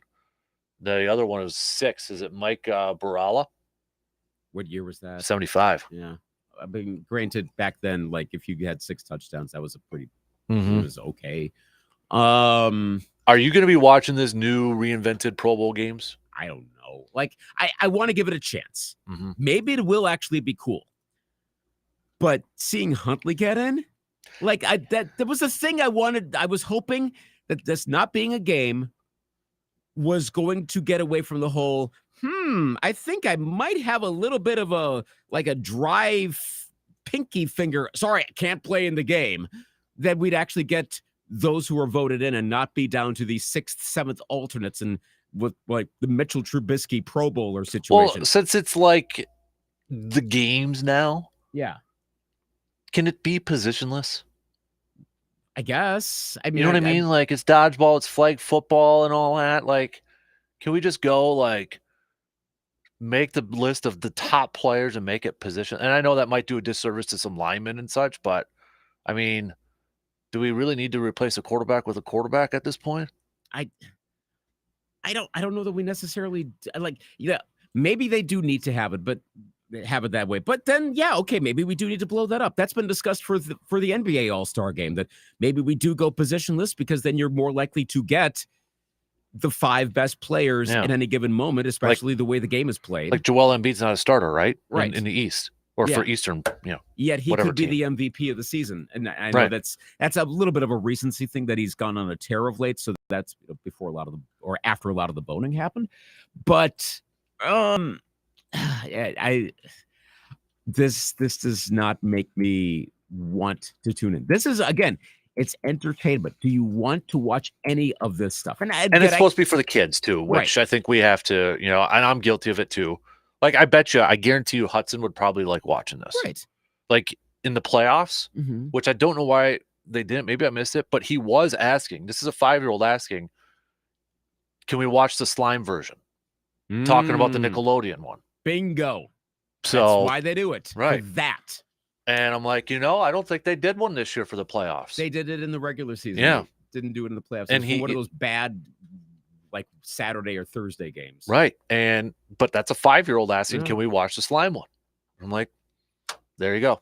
I mean, if we're all going to knock the Pro Bowl, if it's the laughing stock of the NFL and it's actually one of the few things where ratings are legit going down, okay, then what you said, let's go all in on the whole appeal to kids. Put it on Nickelodeon. Put slime stuff in it. Yep. And build up the next generation. Yes, I know you can point to the ratings and go, I see, again, one of the best ratings. Yes, then that's true. Ratings are excellent. At the same time, I heard another example. I think it was on the Simmons pod, talking to youngsters. Like, what are the people that was on? Was talking about, you get to like younger teens and such. Outside of Patrick Mahomes and maybe the slime game, they're really not all that in on the NFL. They're into other stuff. Mm-hmm. They're into NBA stuff, maybe soccer. It's not necessarily the NFL anymore. So you do need to build up the next fan base, because at some point those ratings are going to start declining unless you do more and more of what the NFL is doing right, slime games and such. And that's where I think the Pro Bowl games could do a lot of good in that regard. I think you just vigilanted that. Wow. I think vigilanted two things today. Yeah, I totally agree. I think you put it on like a Nickelodeon slime version like that. Mm-hmm. It's for the bingo. I totally agree. And also do what you need to do to have Patrick Mahomes take part and not get injured. Because again, apparently Mahomes is crazy popular among like the youngest demographics. Right. And that makes sense. I mean, come on. He's 27 and he's having success. And he's doing things that... and he sounds like Kermit. He does. I hadn't even realized that. But he does things that are so highlight reel, Instagram, Snapchat, TikTok friendly in the game itself. Mm-hmm. It's the sort of stuff I don't think we even appreciate as much as we should. Yep. You gotta move it after the Super Bowl again. So I guess so. Hey, expand the calendar. Mm-hmm. I guess. All right, we're going to do a quick version of Showdown. So a really quick break here. Again, the years, 63 and 75. So this is a little bit out of my wheelhouse here. Wasn't around. My wheelhouse. I wasn't. No, I might have to get some older gents or ladies on this one. But we'll do our best. We'll take a quick break and then continuing our ever-ending, never-ending bracket challenge after these words.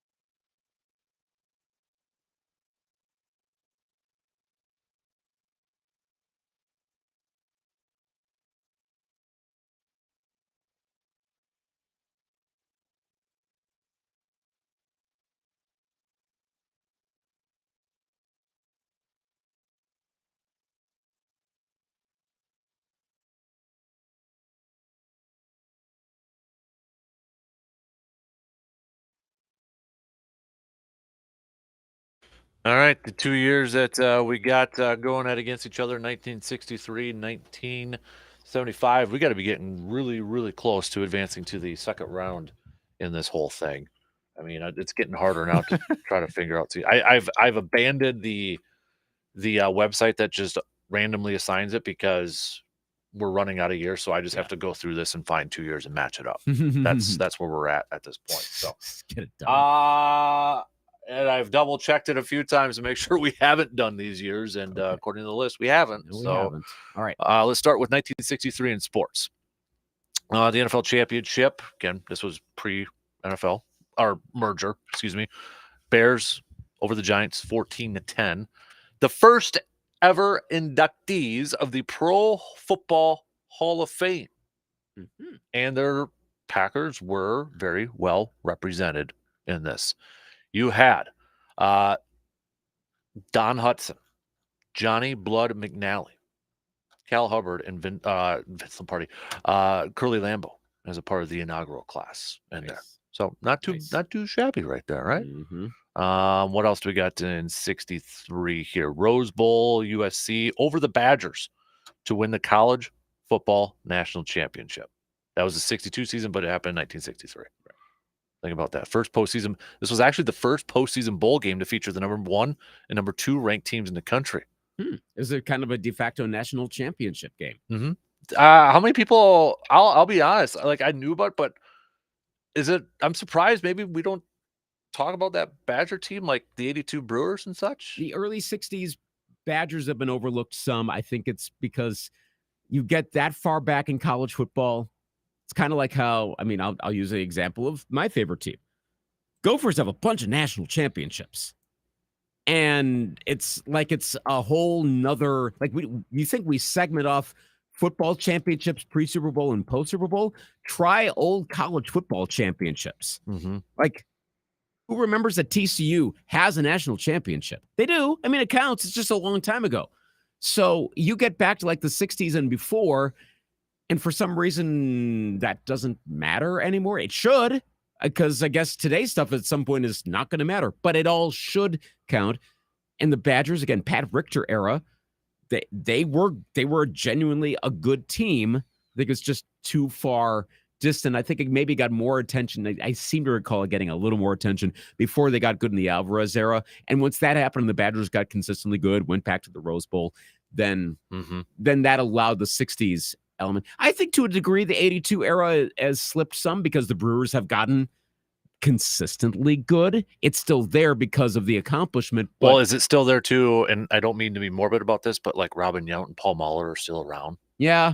You could still have them come by. You can still recognize Euchre's them. still there. Yeah. I mean, stuff like that. So you could still bring the team back together. And I mean, there are the echoes in the logo. So there are other elements that play to that. There's just not to get off on a complete tangent here, but I finished a book, The Mosquito Bowl. I don't know if you've ever heard of this. No. It's by the author who wrote Friday Night Lights. But the Mosquito Bowl is it's college football with World War II mixed in. And there's a lot of Wisconsin connection in this. Dave Schreiner, if you remember from like 1942, he was a part of that, one of the other best Badger football teams of all time. But the Mosquito Bowl is about these Marines that actually, this was before the battle at Okinawa. There was a lot of really great college football players a part of this Marine Corps group there. And so they played a football game against each other on December 24th, Christmas Eve. And a lot of them didn't survive just a few weeks later because of the Okinawa. Wow. It's a very, very, very good book. It's got a lot of Wisconsin connections in it too. So I highly recommend anybody read. It just came out this last summer, but it's very good. And it's one of those two. It goes into detail on some of the battles and the deaths of these players, and it just kind of hits you too. It's like, wow, that really did happen. Kind of paints that picture. It's not a lot of football, it's a lot of war stuff, but it talks a little bit about like their college careers and and it kind of hit me too because I didn't realize that Dave Schreiner was actually born and raised in Lancaster, and that's where my family is from. So I was like, now I kind of want to learn a little bit more about that. But interesting. Read it. It's very, very good. Mosquito Bowl. Yep. Good to know. Anybody wants to ask questions about it, I'll gladly give some back. It's a very good book. So like a pod on that or something. Yeah, it's really, really good. So cool. Okay, back to 63 there. So the AFL championship, you had the Chargers in that high flying offense, 51-10 over the Boston Patriots. Heisman Trophy winner Roger Staubach. Instant replay is used for the first time during the broadcast of Army-Navy game. How about that? Let's go with baseball. We had World Series, the Dodgers over the Yankees. Sandy Koufax was the MVP. Okay. How about this? You want to talk about teams that actually won championships? Loyola wins over Cincinnati 60-58 for the men's basketball championship. Another one we kind of forget about, like Mhm. for all the miracle of 2018. I mean, they had Sister Jean and all that. You know, They well, did. Sister Jean was around for that one too. So that's true. So they actually did win a title at one point. Boston over the Lakers in the NBA championship. Mm-hmm. Sonny Liston wins the heavyweight championship of the world, knocking out Floyd Patterson in the first round of their Las Vegas bout. Pan American Games was going on this year, it looks like, too. Mm-hmm. What else? Jack Nicklaus winning the Masters and the PGA Championship, Mm-hmm. and the U.S. won the Ryder Cup. Oh, yep. Stanley Cup Toronto Maple Leafs defeated the Red Wings. Back when Toronto made the Stanley Cup final. Mm-hmm. What do we got? I think that's about it. That's about it. So let's go to 1975. Oh, boy. In sports here. It's not a good year for the Vikings. No. No. Your Steelers beat the Vikings. And then at the end of the year, December 75, the Hail Mary game. Mm-hmm. Yeah. And the funny thing Against is, the I've said it Cowboys. before, I'll say it again. The 75 Vikings are probably the best of the bunch of all those legendary 70s era teams. That 75 team that lost to that Hail Mary game probably was the best. Yeah. Didn't even get out of the divisional round. Pass interference. Reds defeated the Red Sox. One of the most series. Memorable World Series of all time. Carlton Fisk. Mm-hmm. It was a set, and that was Game 6. Yeah. That was a heck of a series. Mm-hmm. What do we got? Daryl's final game. Remember with what was it? One of the other years we just recently did. UCLA had their first title. This was UCLA's last with John Wooden as coach. And Daryl Dawkins became the first NBA player drafted out of high school that year. Chocolate Thunder. Ah, Mhm. yes. Yep. Um, Warriors over the Washington Bullets. Wasn't that long ago? They were actually called the Washington I Bullets. still know them as the Bullets, but that's Yep. because what I knew it growing up as a kid. Yep. The Thrilla in Manila was in 75. That's pretty notable right there. Kind of a big deal, yes. Yeah. Hey, Jack won the PGA and Masters again in 75. Okay. Weird. I know. And the U.S. won the Ryder Cup. All right. There you go. Repeat. Yeah. Flyers beat the Sabres. I think that was the Bullies of Broad Street era of the Flyers. Arthur Ashe won Wimbledon. Yep. Bjorn Borg was Billie really Jean getting King going. also won. Chris Evert won French and U.S. Open titles. Mm-hmm. I'd say, okay, I'm saying 75. I am too.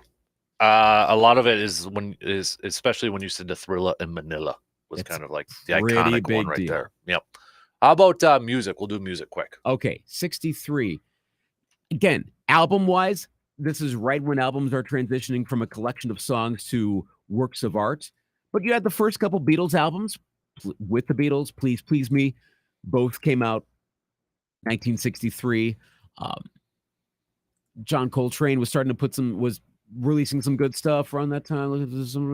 Barbra Streisand album came out that year. Song-wise, again, this is right before the British invasion. But Surfing USA came out that year.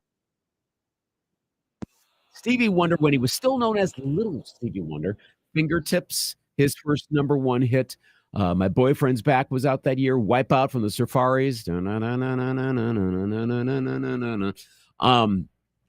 Surf City, Jan and Dean came out that year. Heatwave, Martha and the Vandellas. So there's some good stuff. 1975 album-wise, okay. Born to Run, Bruce Springsteen. Blood on the Tracks, Bob Dylan. Captain Fantastic and the blank, blank, blank. And the Brown Dirt Cowboy from Elton John. That year, Toys in the Attic from Aerosmith. Wish You Were Here from Pink Floyd. Physical Graffiti from Zeppelin. Fleetwood Mac, the self-titled album, the first one with Buckingham and Nicks. Still crazy after all these years. Need I Go On? Yeah. Song-wise, in 1975, I mean, the albums pretty much do it, but Love Will Keep Us Together, Philadelphia Freedom, Shining Star, Some Kind of Wonderful from Grand Funk Railroad, Thank God I'm a Country Boy, Jive Talkin', Blackwater. It's 1975 for the music. Well, I think 75 is going to win movies. here too, man. So we'll just kind of go through it here quickly. But like 63, you had like Kiss of the Vampire. It's a mad, mad, mad, mad world. Cleopatra was out there. The Birds. The Birds. Oh, boy. Yeah. Pink Panther. We got Still think of the Birds anytime I see those seagulls flying around Memorial High School. It's little yeah. From Russia with Love. Ah, yes. The original Nutty Professor, Jerry Lewis. The Sword in the Stone. Bye Bye Birdie. So, I mean, you got, name ones out there, but I don't know if, iconic ones. 75, though. There's a couple of good ones here. You had One Flew Over the Cuckoo's Nest. Jack Nicholson. I think we watched that one. I might have watched that in a college class, I think, the first time in psychology. And then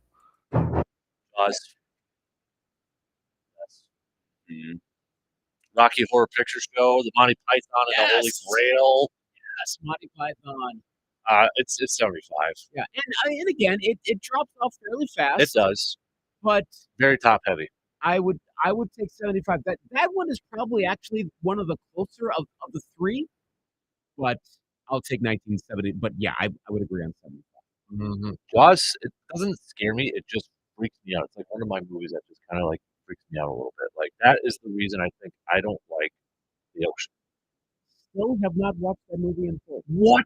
I know that's one of those like, how did that happen? I don't know. You haven't seen Jaws in full? I've seen parts of it, not the whole. I've never sat down start to finish.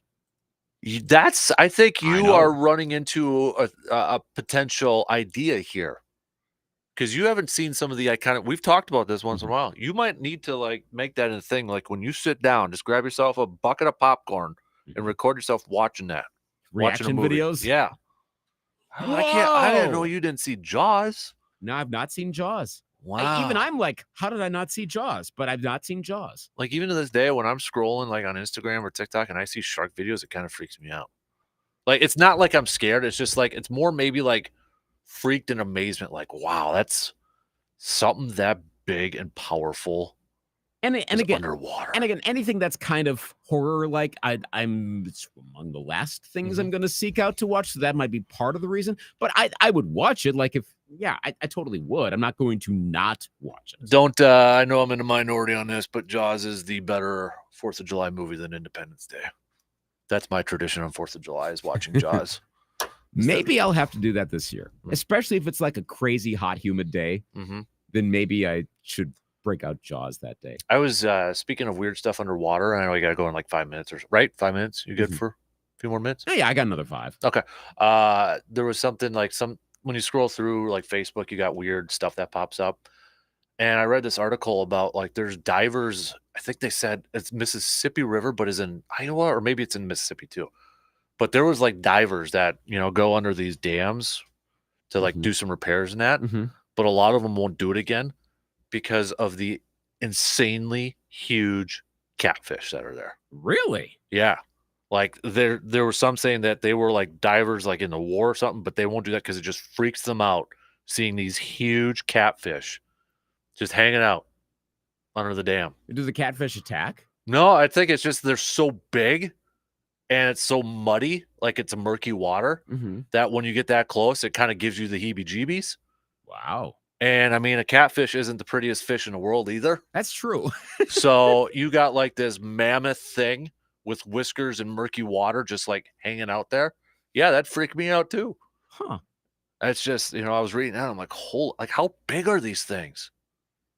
You get the old legends and lore, like, oh, I read one where somebody said they caught a 7-foot catfish, but they had to release it. I'm like, oh, weird. Catfish so big they scare divers? Yeah. Yeah. Oh, whoa.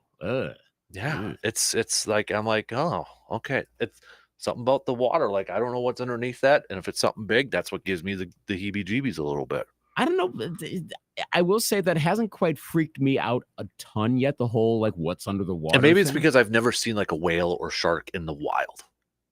Yeah, that might be the part. Like if I actually see it, I'm like, oh, okay, that's whatever. Then it might go. I mean, I might change my mind if I were in a boat and then like a shark like leaped up and tried to bite at something right within like 10 feet of me. I might change my mind. Right now, I'm more like whatever. Kind of figure stuff's out there. also am not a swimmer, so I'm not Ooh, like yeah. I'm not thinking of like any of those scenes of like, oh, I'm gonna get caught because I'm not gonna be out there in the first place. Yeah. Wow. Okay, so catfish by the locks and dams. Noted. Yeah.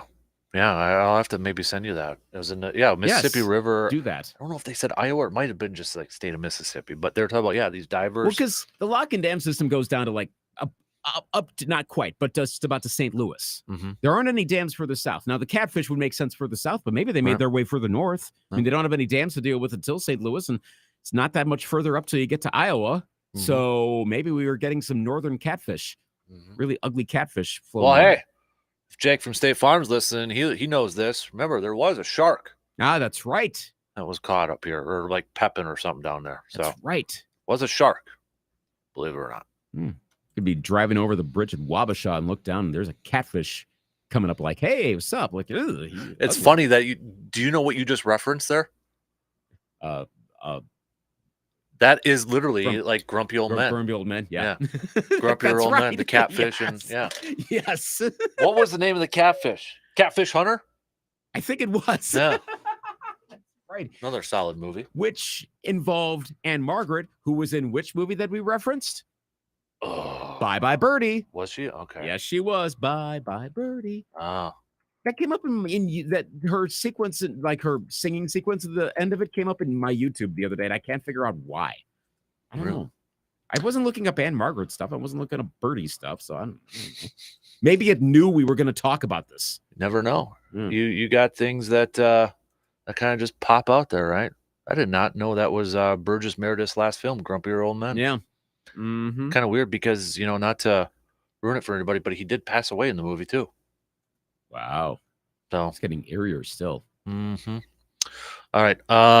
Okay, I know you got to get going. So, tell you what. I don't know if you heard me talking to Morgan about this, but it's not going to be like a per day thing. It's just whenever happens. But I've baptized myself as a confession hearer and blesser in the sports world. A confession hearer. Yeah, like hearing your confessions.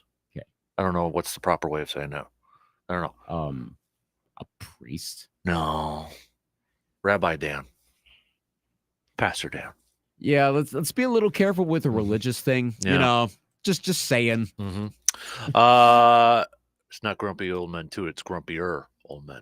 That's right. It was the final one because he was in the sequel. Yep. That's the one Grumpier. with Sophia Loren. Yes. Yeah. Mhm. No. So we're gonna do like sports confessions. If you want to confess that you I was wrong and that sort of thing, I'm gonna bless you with some Aaron Rodgers and some Giannis Hail Marys. Okay. So I'm just telling you, I'm letting you know my service is available for you, Lucas. Noted. But I still need a name for this. What do we want to call it? Somebody said the sin bin.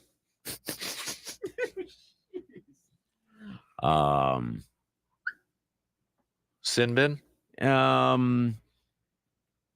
Something, of course, but this involves sports confessionals. So I'm trying Only to, sports. Yeah, I'm not of the holiest. Yeah, we're not.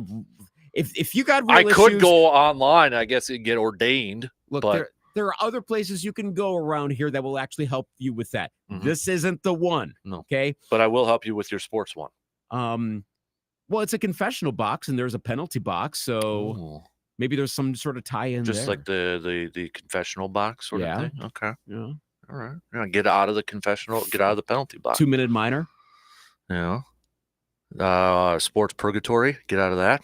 Mm-hmm. It'd be like Sports so purgatory? if somebody wanted to say, I confess I was a little too hard on Mike McCarthy, well then I'll just say three hallelujahs to Vince Lombardi, and then you're good. You have relieved of your angst, of your sins. I like that. Yeah. Okay. So I'll take calls on that once in a while. If anybody kind of wants to call in once in a while and say, hey, I got to get something off my chest, I sinned, I'll help you out. Okay. Or if you want to do it anonymous, I'll put something up on our website so you can send it over. All right. I think that's a good one. We're going to have a little fun with that. We're Yeah. gonna have a little fun with that. So, All right. all right, you got to go. So I got to go help people spell. you have fun with that. Wish me lots of luck. The future of spelling in the Chippewa Valley depends on me and my half alive voice right now. So At least you don't have to do the talking. I mean, I kind of have to do some of it. You don't have to do the spelling. No, I just have No. to like read stuff off of a script, but they got to understand what I'm saying. So if I'm like automatopoeia, like, I mean, that could go south real fast. Mm-hmm. So Yeah. we'll see how it goes. If you hear about pronouncer that was screwing up stuff and it goes viral, you know who it was. All right. You're Well, welcome. best of luck to the kiddos over Yes, there. they'll need it. All right, we're going to take our final break and then wrap things up on this Wednesday morning. We'll be back after these quick messages.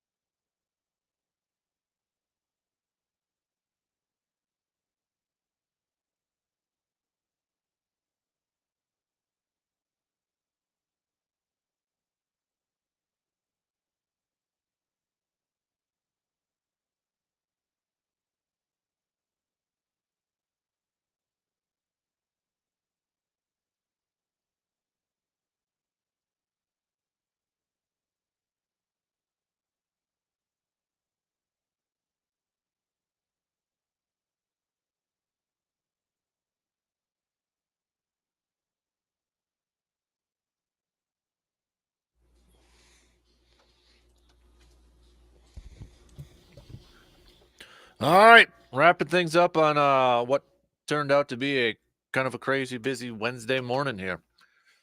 TB12 calling it a career. As he says in his video, he is done for good. We'll see if that actually, never say never, I guess. But one veteran quarterback calling it a career, one veteran quarterback that wears number 12 calling it a career. Will Aaron follow suit? Told Pat McAfee yesterday that at the earliest, it's going to be after the Super Bowl. He's not going to make that decision before, or at least publicly.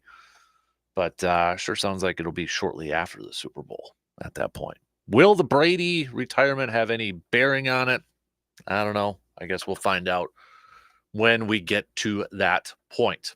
So, yeah, obviously we touched on that a little bit. Bucks picking up another W last night against the Hornets. It seems like they have avoided an injury with Giannis. If you're watching or maybe listening to the radio to the game last night, you might have heard or seen towards the end, Giannis looked like he hurt his knee, but Budenholzer said that the injury report that he was given, everybody came up fine. Giannis kind of downplayed it too. So, we'll see what his status looks like with their Thursday game against the Clippers. But Chris Middleton, solid game again, coming off the bench, putting up 20 minutes, 18 points in that 20 minutes was huge during a stretch in the second half there for the Bucks too. So Bucks picking up fifth straight win, holding on to that second place in the Eastern Conference. A week from tomorrow is the NBA trade deadline. We talked a little Brewers here too, where there was an article up on MLB.com, 10 key questions for the NL Central, including a prediction. And the writer kind of saying maybe we're sleeping on the Brewers offense. You buying that? You selling that? Also picked the Brewers to win the division by one game over the St. Louis Cardinals. Kind of about 50-50 from your reaction out there. It's like, I don't know. Maybe a little hesitant out there. I don't know about that. I don't know if we're necessarily sleeping on the Brewers offense at this point.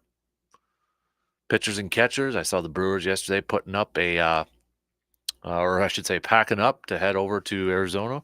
Pitchers and catchers reporting here in a couple weeks.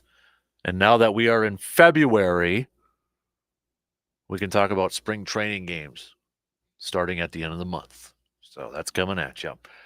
Tomorrow is February 2nd, but do you know what else it is? It's Groundhog's Day. So for tomorrow, I'm giving you kind of a homework assignment to think about now. In honor of the Groundhog's Day movie with Bill Murray, and we all know about that movie, right? Wakes up same day, repeating it, blah, blah, blah. Sports version, two different things. One, like what's the highlight or game or whatever play that maybe just eats at your mind and your soul, or maybe every time you're like on social media, on Facebook or something, it pops up and you're like, oh, did I really need to watch that again? Like, why does that have to always play? It always gives me in a bad mood, and it's everywhere. It's all over the place. What's the one play, one game highlight that does that to you, that puts you in a bad mood? And on the flip side, what's the one that's like always puts a smile on your face, that it just rewinds in your mind, or it's like, oh, if I want to get to my happy place, just revisit that one every time. If you could relive a day,